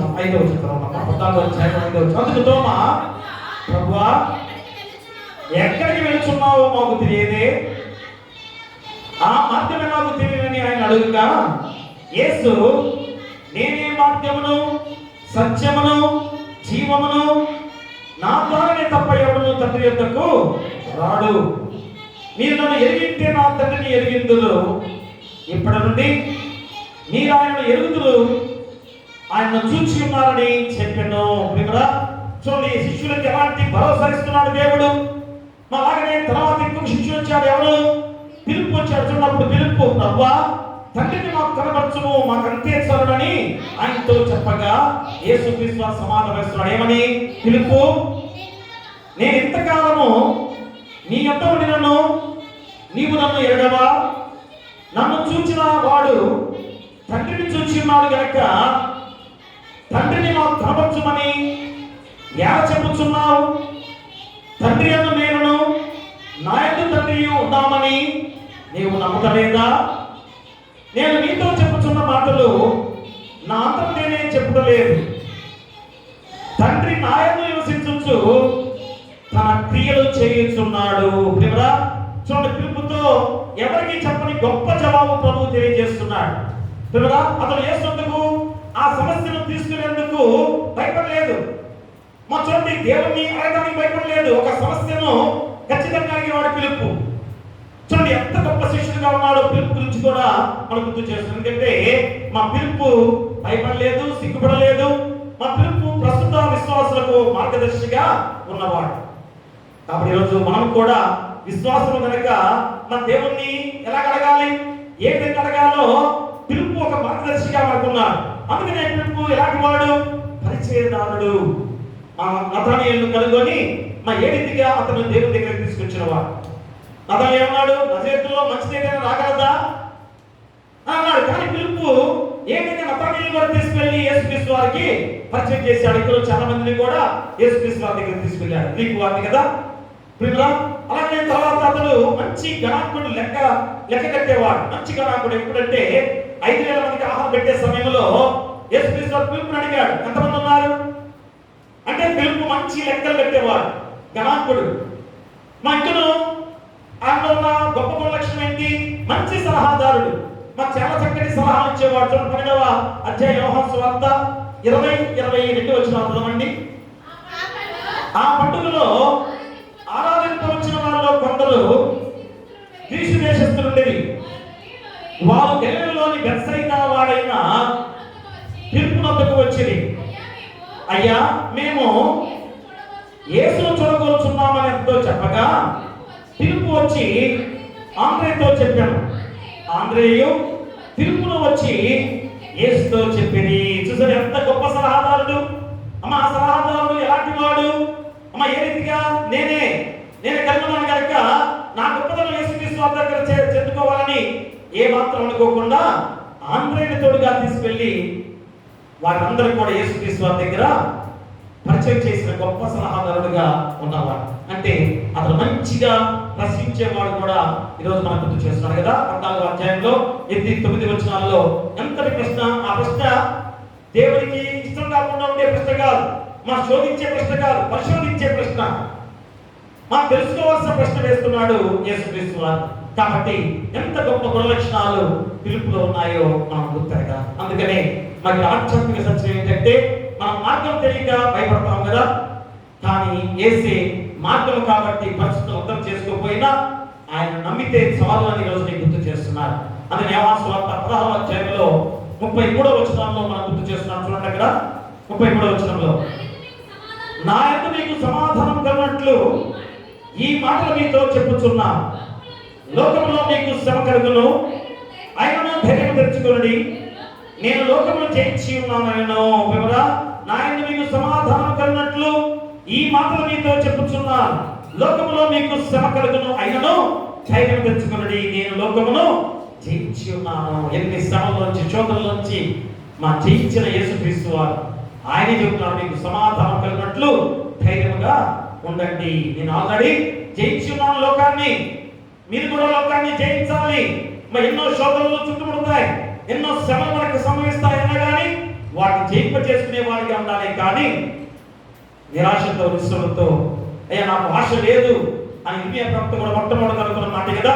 అలాగే మనం అనుకోకుండా దేవుడే నాకు తోడుగా ఉన్నాడని భావన మనలో కలిగి ఉంటారు. అందుకే చివరిగా ఫిలిప్పు రాసిన పత్రిక కూడా చెబుతున్నాడు. చూడండి అక్కడ ఫిలిప్పు రాసిన పత్రిక 4వ అధ్యాయము 7వ వచనాన్ని చదవండి. 7వ వచనం, అప్పుడు సమస్త జ్ఞానం ఇచ్చిన దేవుని సమాధానము యేసుక్రీస్తు వలన మీ హృదయములకును మీ తలంపులకును కావలయుండును గాక.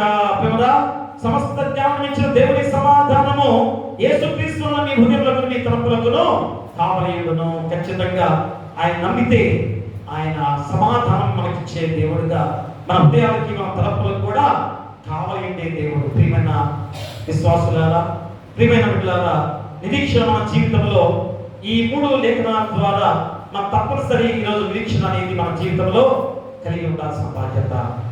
నిరీక్షణ అనే మాట ఎంత గొప్ప మాట గుర్తిరిగేలా, మా నిరీక్షణ అనే మాటలో ఎంత గొప్ప భావం ఉందో ఈరోజు ఆలోచన చేస్తున్నారా?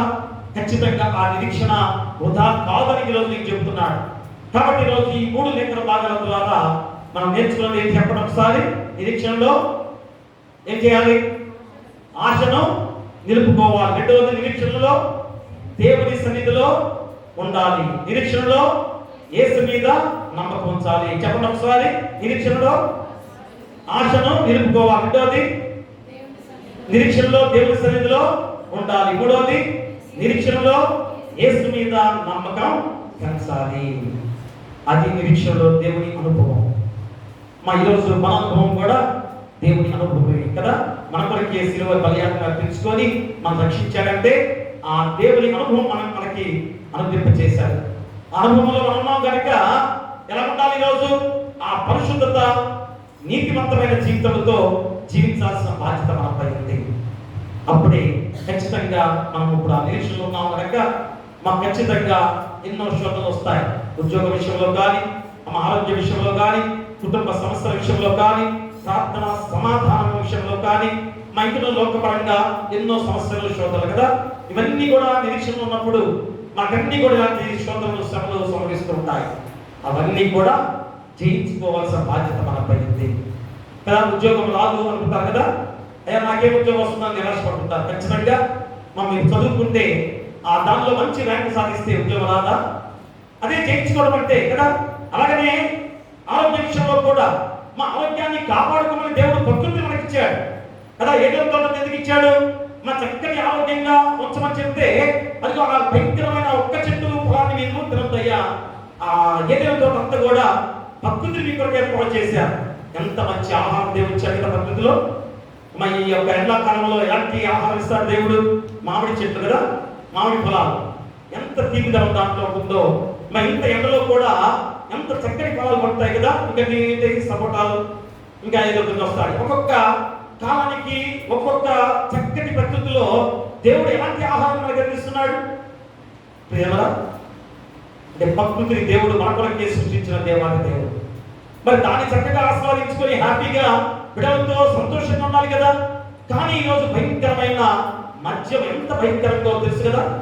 మా ఎంత ప్రాణాలు హరింపజేసి కుటుంబాన్ని ఎంత చిన్నాభిన్నం చేస్తుంది. నువ్వేగా ప్రాయంలో అమ్మ బిడ్డల్ని, చిన్న బిడ్డలు ఏ విధంగా పైకి రావాలి? వారు యజమానులు అన్నవాడు ఎంత చక్కగా కుటుంబాన్ని నడిపించుకోవాలి, సంతోషంగా బిడ్డలందరూ కూడా ఎంత చక్కగా ఎవరైనా కానీ బిడ్డలు పరిగెత్తుకుంటూ తండ్రి అని ఎంత మీద భుజాల మీద ఎక్కి కూర్చుంటారు కదా.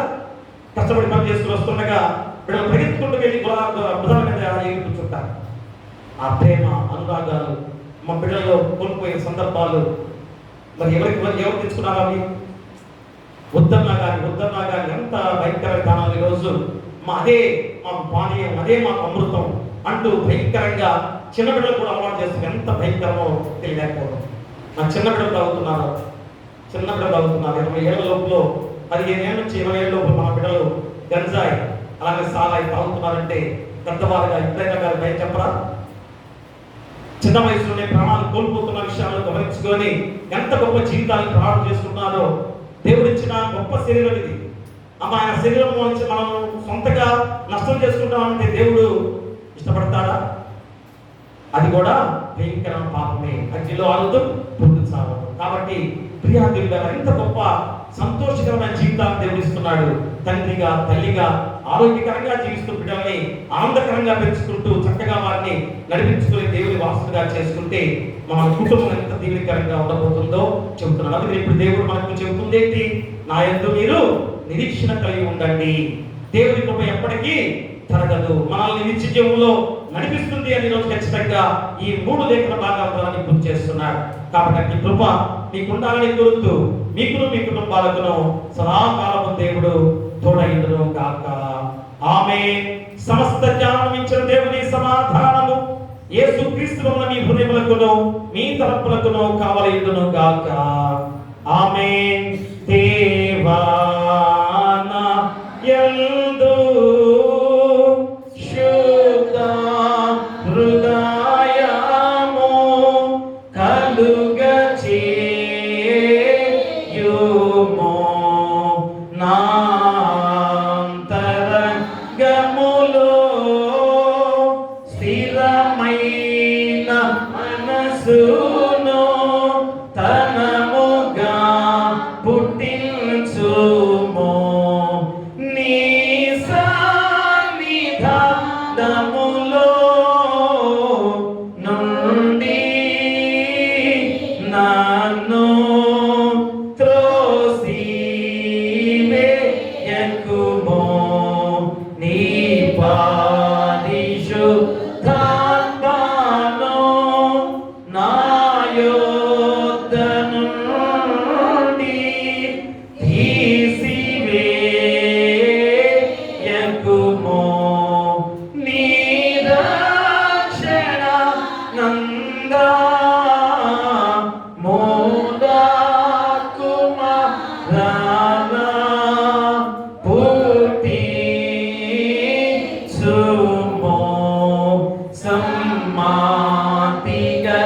మనసు కాలుగా చేసి నన్ను దృఢపరచుము. దయచేసి కూర్చోండి. మొదటిద కానుక ముమ్మడి కానుక తెచ్చారంటే మరి ముందుకు వచ్చి దేవుని ఆశీస్సులు పొందుకోవలసిందిగా కోరి ప్రార్థిస్తున్నాం. స్తుతులు స్తోత్రాలు తండ్రి మహోన్నతుడా, మనకు గొప్ప సమయముగా ఈ పరిశుద్ధ విశ్రాంతి దినము ఈస్టర్ తర్వాత 3వ ఆదివారము తండ్రి మీ దివ్యమైన వాక్కుల చేత మీ హృదయములు కలవపడి కుడి అని మళ్ళా గుర్తు చేసి అయ్యా మేము మా జీవిత విధానాలు ఈ లోకంలో ఎలాంటి బాధలు శోధనలుగా జీవిస్తున్నామో అలాంటి వాటి నుంచి కూడా కాపాడే దేవుడు అని గుర్తు చేసిన గొప్ప సందర్భంలో ఈ రోజు ఆ దివ్యమైన వాక్కుల చేత మా హృదయాలు నింపబడి వాక్యానుసారమైన జీవిత విధానాలలో ఆయన బిడ్డలు ఎన్నో మేళ్లు ఎన్నో ఆశీర్వాదాలు పొందుకొని మళ్ళా మీ పాసందికి వచ్చిన ఆయన కృతజ్ఞతలు అర్పించిన వారికి ఉన్నారు. ఆయా కుటుంబాల్లో జరిగిన శోధన, ఆయా వేదన, రోదన ఆయా బిడ్డల్లో ఉన్న కానీ ఆయన దేవుడు మాకు సహాయం చేసే దేవుడు, ఆయా నిత్యం ప్రభుత్వం ఇచ్చే దేవుడు అని ఎరిగిన బిడ్డగా ఉన్నారు తండ్రి. కాబట్టి మరొకసారి తన బిడ్డల విషయంలో మేము ప్రార్థన చేస్తున్నాం.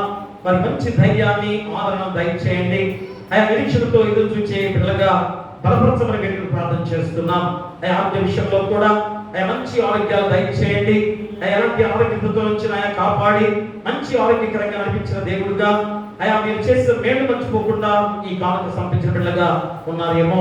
అట్టి వారికి పరిపూర్ణ ఆరోగ్యాన్ని దయచేయండి. అలాగే తండ్రి వారు కష్టమైన పనులు చేసుకునే విధానంలో కానీ, ఉద్యోగంలో కానీ, చేసే ఆ యొక్క విధానంలో కానీ, ఇంకా ఆయన మరి పాడి పశువుల ద్వారా కానీ, వారు చేసే వ్యవసాయంలో, వ్యాపారంలో, ఐకులు జరుగుతున్న వేడుకలు, వెడ్డింగ్ యానివర్సరీ జరుపుకున్న బిడ్డలుగా కానీ, కుటుంబాల్లో జరిగిన గొప్ప కార్యాలు కానీ, ఇంకా ఆయన చదువుకునే బిడ్డల విషయంలో కూడా చదువుల ద్వారా వారు విజయం పొందుకున్న విధానాల్లో కానీ, వారు ఆ జయం పొందుకున్న గొప్ప విధానాన్ని బట్టి పొందుకున్న మేళ్లు బట్టి ఆయన వచ్చి కావాలని పంపించున్నారు. అట్టి వారికి ప్రతి వారిని కూడా దీవించి బలపరిచి ఏ శోధన రానియకుండా మీరు ఎక్కడ భద్రపరచుకోండి. అలాగే వాహనాల ద్వారా కూడా లాభదాయకంగా ఉన్న విధానంలో కూడా సమర్పించిన కానుకగా ఉన్నదేమో.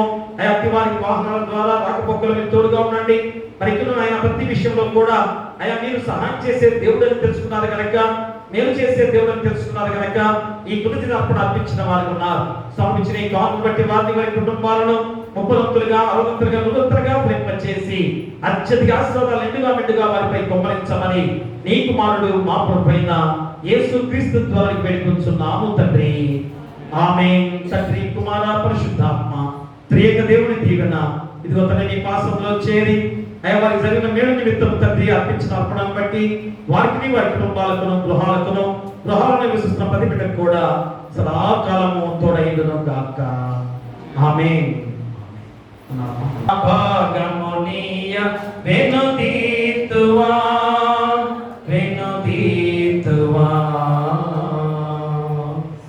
నీకీసు అర్పణలు నీవే మాకిచ్చితివి. మాకున్న సకలాస్తులు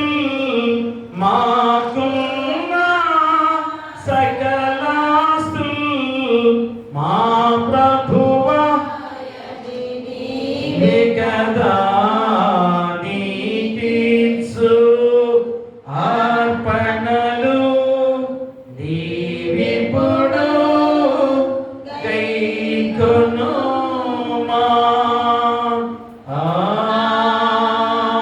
ఆమేన్. ప్రార్థింతము. సకలాశ్వాదాలకు కారణభూతులమైన మా పరలోకపు తండ్రి, మహాపరిశుద్ధుడా, ప్రేమమయుడా, పరమళమందు ఆశీనుడిగా ఉన్న గొప్ప దేవ, మీకే వేలాది స్తుతులు, స్తోత్రాలు. అయ్యా, మనకు గొప్ప సమయముగా ఈస్టర్ తర్వాతి 3వ ఆదివారంలో తండ్రి నాయన మీ దివ్యమైన నామములో, మీ పరిశుద్ధ సన్నిధిలో, మీ దివ్యమైన వాక్యం చేత బలపరిచినందుకు మీకే వేలాది స్తుతులు, స్తోత్రాలు. ఎందుకనగా ఈ పరిశుద్ధ విశ్రాంతి దినములో మీ జీవ వాక్కుల చేత మా హృదయాలు నింపబడి అయా వాక్యానుసారంగా జీవించే గొప్ప ధన్యకరమైన జీవితం ద్వారా అయా నిత్య జీవంతో మేమందరం కూడా ఉండబోతున్నామనే సత్యము తండ్రి ఆయన మళ్ళా గుర్తు చేసి ఉన్నారు.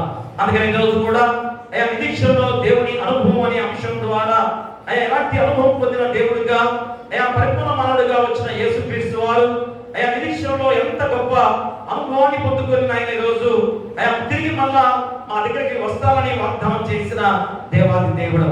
కాబట్టి ఈ రోజు ఆయన మేము కూడా అనుభవం పొందుకున్న వారమే. కాబట్టి రోజు అయా నిరీక్షణలో మేమందరం కూడా ఎలా ఉండాలి? ఆశను కలిగి ఉండాలి. ఎందుకనగా నీ హృదయం కలవరపడనీయకుడి, మళ్ళా నేను తిరిగి రాబోతున్నాను, అయా మీకు స్థలాలు సిద్ధపరచడానికి వెళ్ళి ఉన్నాను కనుక మళ్ళా తిరిగి వచ్చి మిమ్మల్ని తీసుకుని వెళ్తానని ఎంత గొప్ప మాట తండ్రి. అయా దాని యందు ఆశ కలిగి ఉండవద్దా? ఖచ్చితంగా ఆయన నిరీక్షణలో ఆశ కలిగి ఉండాలి అని ఆయన రోజు గుర్తు చేస్తున్నారు. అయా అలాగే నిరీక్షణలో దేవుని సన్నిధిలో ఉండాలి అని గుర్తు చేస్తున్నారు. అయ్యా ఖచ్చితంగా ఈ నిరీక్షణ అనేది ఎట్టిది అనగా ఆ పరిశుద్ధమైన పవిత్రమైన జీవితాలు అయ్యా మేము పరిశుద్ధ సన్నిధిలో గడిపే గొప్ప విధానమే. కాబట్టి దేవుని ఆలయమే మాకు ఆశ్రయం, అయ్యా దేవుని సన్నిధే మాకు నిత్య జీవాన్నిచ్చే మార్గముగా ఉంది కనుక అయ్యా ఈ యొక్క లోకంలో ఈ పరిశుద్ధ ఆలయమే మాకు ఆశ్రమంగా ఉందని గుర్తు చేస్తున్నా. కాబట్టి దేవుని సన్నిధిలో అయ్యా మేము నిత్యం కూడా గడిపే వారిగా ఉన్నట్లయితే అయ్యా తిరిగి మళ్ళా దేవుని కృపా సింహాసనం దగ్గరికి అయ్యా మేమందరం కూడా వెళుదుము అని రోజున ఆయన అపోస్తలుడైన పౌలు ద్వారా సెలవిచ్చిన మాటలు అయ్యా. కాబట్టి ఎంత భరోసా అయ్యా, మేమందరం తిరిగి మళ్ళా మీ చెంతకే చేరబోతున్నాం, మీ కృపా సింహాసనం వద్దకు ధైర్యంతో వెళ్ళబోతున్నాం అని ఈ రోజున ఆయన తెలియజేస్తున్నారు. కాబట్టి అయ్యా ఎంత గొప్ప మాట. కాబట్టి రోజు అయ్యా మేమందరం కూడా అయ్యా నిరీక్షలో దేవుని సన్నిధిలో ఉండాలి. ఖచ్చితంగా ఆ సన్నిధి సాదృశ్యంగా ఈ పరిస్థితుల్లో ఈ యొక్క దేవాలయాన్ని మాకు గుర్తు చేస్తున్నారు. కానీ అయ్యా అసలైన సన్నిధి పరలోక రాజ్యం, అయ్యా దేవుడే ఆ సన్నిధిని ఏర్పాటు చేసిన ఆ రాజ్యంలో ప్రవేశించాలంటే ఈ లోకంలో ఉన్న విధానంలో ఈ దేవుని సన్నిధి మాకు ఆశ్రమంగా సాదృశ్యంగా గుర్తు చేస్తున్నారు. కాబట్టి ఖచ్చితంగా అపోస్తలుడైన పౌలు ఎంత భరోసాతో ఆయన ఆ యొక్క హెబ్రీ సంఘాన్ని గుర్తు చేసిన మాటలు. కాబట్టి ఎప్పుడోది ఖచ్చితంగా నిరీక్షణలో మేమందరం కూడా యేసుపై నమ్మకం ఉంచాలి అని పెంచాలి అని గుర్తు చేస్తున్నారు. కాబట్టి యేసు క్రీస్తు మీద నమ్మకము ఉంచాలని అనుకుంటున్నారే కానీ దాన్ని ఇందులో పెంచే వారిగా ఉండాలి. ఎందుకంటే అయ్యా శిష్యులు అలాంటి స్థితిలోనే ఉన్నారు. కానీ సిలువలో బలియాగంగా అర్పించుకున్న విధానంలో అయ్యా వారు విశ్వాసాన్ని కోల్పోయారు, నమ్మకం లేకుండా ఉన్నారు. అలాంటి వారికి ఆయన ముందుగానే అయ్యా మీరు సిలువ బలియాగంగా అర్పించుకోకుండానే పునరుద్ధానుడిగా తిరిగి లేవకుండా ముందుగానే ఆ మాటలు సెలవిచ్చారు. మీ హృదయంలో కలవరపడనీయకుడి, నా యందు విశ్వాసం ఉంచుడి అని నాయన. ఎంత గొప్ప మాట. కాబట్టి నేను ప్రస్తుతం అయా ఇదిగో దేవుని చెంతకు వెళ్తున్నాను, మళ్ళా తిరిగి మీ స్థలాన్ని సిద్ధపరిచి తిరిగి మళ్ళా రాబోతున్నాను, వచ్చి మిమ్మల్ని కూడా నేను ఏకముగా తీసుకుని పోతున్నానని గుర్తు చేస్తున్నారు. కాబట్టి నన్ను నమ్ముడి, నా క్రియల ద్వారా అయినా నేను నమ్ముడి అని మళ్ళా ఎంత గొప్పగా ఈరోజు హెచ్చరిక చేస్తున్నప్పుడు ఆ శిష్యులు కూడా ఆ స్థితిలో ఉన్న వారికి హెచ్చరిక చేసే మాటలు ఈరోజు మేమందరం కూడా గ్రహించుకునే వారిగా ఉన్నాం. ఎందుకంటే ఈరోజు మాలో కూడా నమ్మకము అయ్యా ఉంది అనుకుంటున్నాం, కానీ దాన్ని పెంచుకునే వారిగా లేకుండా ఉన్నాం. కాబట్టి ఖచ్చితంగా ఆ నమ్మకాన్ని పెంచుకునే వారిగా ఉండాలి తండ్రి.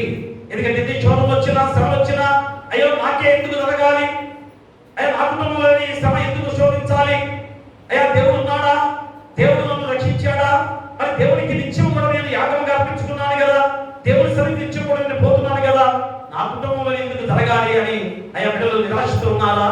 అలాంటి నిరాశలో ఉన్న వారందరికీ కూడా ఈరోజు మరొక భరోసా ఇస్తున్నాడు. మళ్ళా తిరిగి నేను వస్తాను, మిమ్మల్ని నేనే దగ్గర నుండి తీసుకెళ్తానని ఎంత గొప్ప భరోసాతో కూడిన మాట, ఎంత ధైర్యంతో వచ్చిన మాట, ఎంత నిరాశతో అయ్యా ఉన్న మా జీవితాలకి కృపగా దేవుడు తోడుగా ఉన్నాడన్న గొప్ప మాట ఈరోజు మా గుర్తు చేస్తున్నారు. కాబట్టి వాక్యాన్ని కలుపు చేయండి అయ్యా, వాక్యాన్ని వెలుగుగా చేసుకున్న వెలుగు గృహాల్లో ఆపాదించుకునే బాధ్యత వెలుగు దయచేయమని వేడుకలు ప్రార్థన చేస్తున్నాం. అయ్యా వచ్చిన వాళ్ళు, రాని వాళ్ళు, తాపలు ఉన్నవారు, నడివేసి ఉన్నవారు, ఎవరి ప్రవేశం ఉన్నవారు, చిన్న బిడ్డలు, కుష్ఠరోగులు, అనాథలు, అభాగ్యులు, గర్భిణీలు సుఖం దయచేయండి. బాలింతలు తల్లిదండ్రులు క్షేమంగా ఉంచండి. పిల్లలు లేని వారి బిడ్డలు దయచేయండి. వివాహాలు కాని వారికి వివాహాలు చేయండి. గృహాలు లేని వారికి గృహాలు ఇవ్వండి. అయ్యా ఉద్యోగాలు లేని ఉద్యోగం దయచేయండి. ఆర్థికంగా ఇబ్బంది పడుతున్న వారికి ఆర్థికంగా సహాయం చేయండి. ఐదులో తిన్న విధుల పక్కన వ్యాఖ్యం చేస్తూ మీ కృప వారిపై కుమ్మరించమని వేడుకలు ప్రార్థన చేస్తున్నాం. అలాగే కష్టమైన పనులు చేసుకునేవారు కష్టాల దగ్గర ప్రతిఫలం అనిపించండి. అనారోగ్యంతో బాధపడుతూ సంఘంలో కానీ గ్రామంలో కానీ హాస్పిటల్లో కానీ ఎవరైతే ఉన్నారో యేసు నామములో గద్దించి మీ హస్తాలతో తాకి ముట్టి స్వస్థపరచండి. అలాగే నాయన పాడి పశువులను పక్షాదులను దీవించండి. పశువుల కాపరులను గొర్రెల కాపరుని అయ్యా దీవించి ఎండల్లో అయ్యా వారు ఆ పశువులను కాపాడుకుంటూ నడిచే విధానంలో మీరే తోడుగా నడిపించమని వేడుకలు ప్రార్థన చేస్తున్నాం. మరి నాయన కష్టమైన పనులు చేసుకునే విధానంలో కూడా పిచ్చి పనులు ఎండాకాలంలో చేస్తున్న వారు బిడ్డలుగా ఉన్నారు, పిచ్చి ఆటల పనులు చేస్తున్న వారికి ఉన్నారు. అయ్యా వారందరూ కూడా బలపరచండి, మంచి ఆరోగ్యాలు దయచేయండి. మరి నాయన ఈ సమయంలో అయ్యా వ్యవసాయదారులను, వ్యాపారస్తులను దీవించి బలపరచమని వేడుకలు ప్రార్థన చేస్తున్నాం. అయ్యా ఉద్యోగస్తులు రాకపోకల మీద తోడుగా ఉండండి. అయ్యా ప్రమోషన్తో నడిపించండి. ఇతర దేశాల్లో ఉద్యోగాలు చదువుకునే బిడ్డగా ఉండగా అయ్యా వారిని కాచి కాపాడి వారి ఏ విధమైన శోధన రానియకుండా ఇంకనూ గొప్ప స్థితిలో ఉండే బాధ్యత బిడ్డలు దయచేయండి. అలాగే మా బిడ్డలు చదువుకునే బిడ్డలుగా సెలవులు ఇచ్చి ఉన్నారు. అయ్యా సెలవుల్లో బిడ్డలు ఎటు అటు తిరగకుండా ఎన్ని ప్రమాదాలు జరుగుతున్నాయో గ్రహించుకొని మా బిడ్డలు అయ్యా తల్లిదండ్రులు చెప్పిన మాట వింటూ ఇంటి దగ్గరే ఉండి ఇంకనూ గొప్ప కోర్సుల్లో ముందుకు సాగడానికి కోచింగ్లు తీసుకునే బిడ్డలుగా ఉండటానికి కృప దయచేయండి. ఎందుకంటే సమయాన్ని సద్వినియోగం చేసుకోవాలి. తల్లిదండ్రుల మాట వింటే ఎంత గొప్ప స్థితి వారు పొందుకుంటారో గుర్తు చేస్తున్నారు. అట్టి కృప వాటిపై కుమ్మరించమని వేడుకొని ప్రార్థన చేస్తున్నాం. అలాగే తండ్రి ఈ సమయంలో అయా తండ్రి ఒక కుటుంబముగా, అయా మా కుటుంబంలో ఒక సభ్యులుగా మేమందరం కూడా ఒక కుటుంబముగా ఉన్న ఈ సంఘములో అయా బిడ్డల్లో నిరాశ, బాధ, వేదన, రోదన తొంగి చూసింది రోజు. ఎందుకనగా బిడ్డలు అయా కుటుంబం నుంచి గారు అయా మీ చెంతకు చేర్చబడ్డారు. యవన ప్రాదేశ తండ్రి అయా చిన్న బిడ్డలు ఆయన అయా తండ్రి ఆయన యవన ప్రాదేశం ఉన్న వారి సతీమణి గారు అయా ఏ విధంగా భర్తను కోల్పోయి ఉండగా ఎంత బాధతో హృదయం వేదనతో ఉన్నదో అయా బిడ్డలకు తెలియని వయసు కనుక అయా వాళ్ళు ఒక నిరాశ, ఒక గూడు కట్టుకున్న హృదయాలతో ఉన్నారు తండ్రి. వాళ్ళు తెలియక కాదు కానీ చిన్నపిల్లలు కనుక తెలియకుండా వారికి హృదయాల్లో ఆ వేదన తొక్కి చూస్తుంది తండ్రి. అయా తండ్రి లేని లోటు వారికి కనబడుతుంది ఆయన. కాబట్టి బిడ్డల విషయంలో మేము ప్రార్థన చేస్తున్నాం. వారి సతీమణిగా బిడ్డ విషయంలో ప్రార్థన చేస్తున్నాం. అయా తల్లి గారు తల్లి గర్భం ద్వారా అయా పుట్టిన బిడ్డ కనుక బిడ్డలేని లోటు తల్లి గర్భం ఎంతగా రోధిస్తుందో, వేదన పడుతుందో అయా తల్లి గారు కూడా మంచి ఆరోగ్యాన్ని ఇవ్వండి. అలాగే తండ్రి ఆయన ధైర్యాన్ని ఇవ్వండి. అయితే ఆదరణ దయచేయమని వేడుకొని ప్రార్థన చేస్తున్నాం.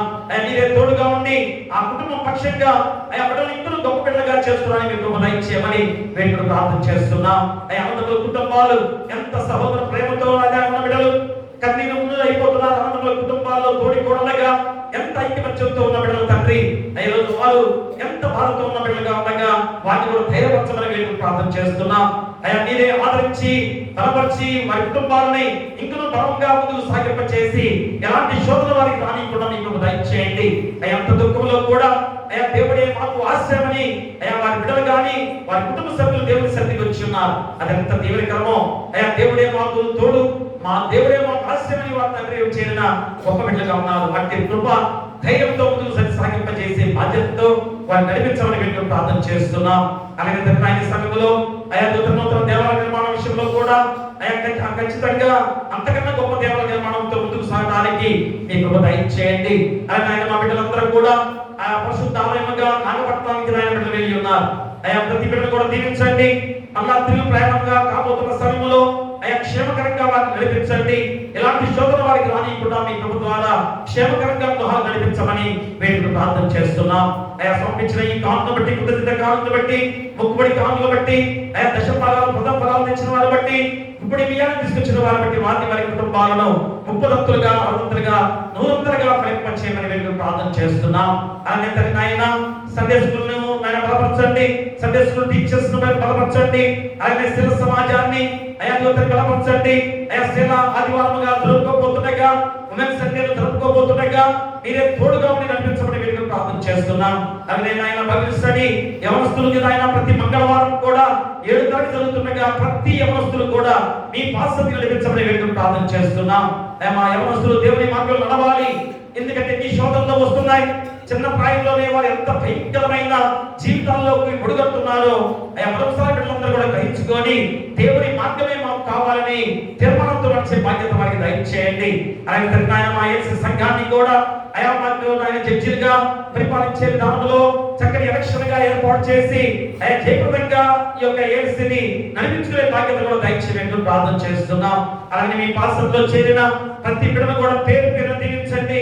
అలాగే తండ్రి పాస్టర్ గారుగా ఆదమయ్య గారు అయా పాస్టర్ గారు బట్టి వారి బిడ్డలు బట్టి ప్రార్థన చేస్తున్నాం. ఎంతో చక్కటి ఆరోగ్యాన్ని ఇస్తున్నారు. అయా మంచి నాయన సేవలో మాకు అయా సహాయం చేసే దైవజనులుగా సీనియర్ పాస్టర్ గారుగా మాకు తోడుగా ఉన్నందుకు కూడా మీకు వేలాది స్తుతులు స్తోత్రాలు. అయా వారిని దీవించి మంచి ఆరోగ్యంతో నడిపించండి. అయా బిడ్డలకి ఏం సాయంత్రం దయచేసి ఏ శోధన వారికి రానియకుండా మీ రెక్కల్లో భద్రపరుచుకుని వేడుకొని ప్రార్థన చేస్తున్నాం. అలాగే తండ్రి నాయన మా సంఘాన్ని అయా డెలిగేట్ గారిని, సంఘ పెద్దలను, కుల పెద్దలను, పిసిసి వారిని సలవాదం దీవించి సంఘాన్ని ఐక్యతగా అభివృద్ధిలో నడిపించే విధంగా మీ పరిశుద్ధాత్మ శక్తిని కుమ్మరించమని, ఐక్యత వివాహాలు జరిగే బిడ్డల విషయంలో మీ కృప దయచేసి ఆ వివాహము ఘనంగా జరగడానికి మీ కృప దయచేయమని, ఇంకా నాయనా మా సంఘంలో, మా గ్రామంలో ఎలాంటి శోధన రానియకుండా, ఎలాంటి మరణాల్లో కుటుంబాలు శోధించబడకుండా, వేదంతో ఉండకుండా అయా మీరే తోడుగా ఉండి ప్రతి కుటుంబంలో సంతోషాన్ని, ఆనందాన్ని దయచేయండి.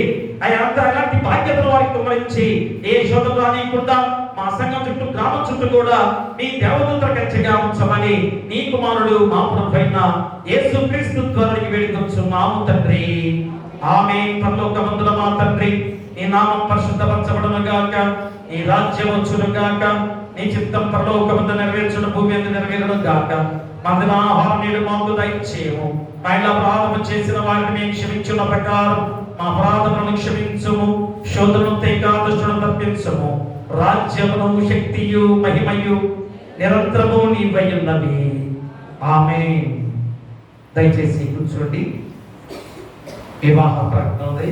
దయచేసి వివాహ ప్రకటన ఉంది. అంతా కూడా వివాహ విషయంలో ప్రార్థన చేయవలసిందిగా ఇది 2వ ప్రకటనగా చదివిస్తున్నాం. గుంటూరు జిల్లా గుంటూరు మండలం చౌడవరం 26వ వార్డు గ్రామ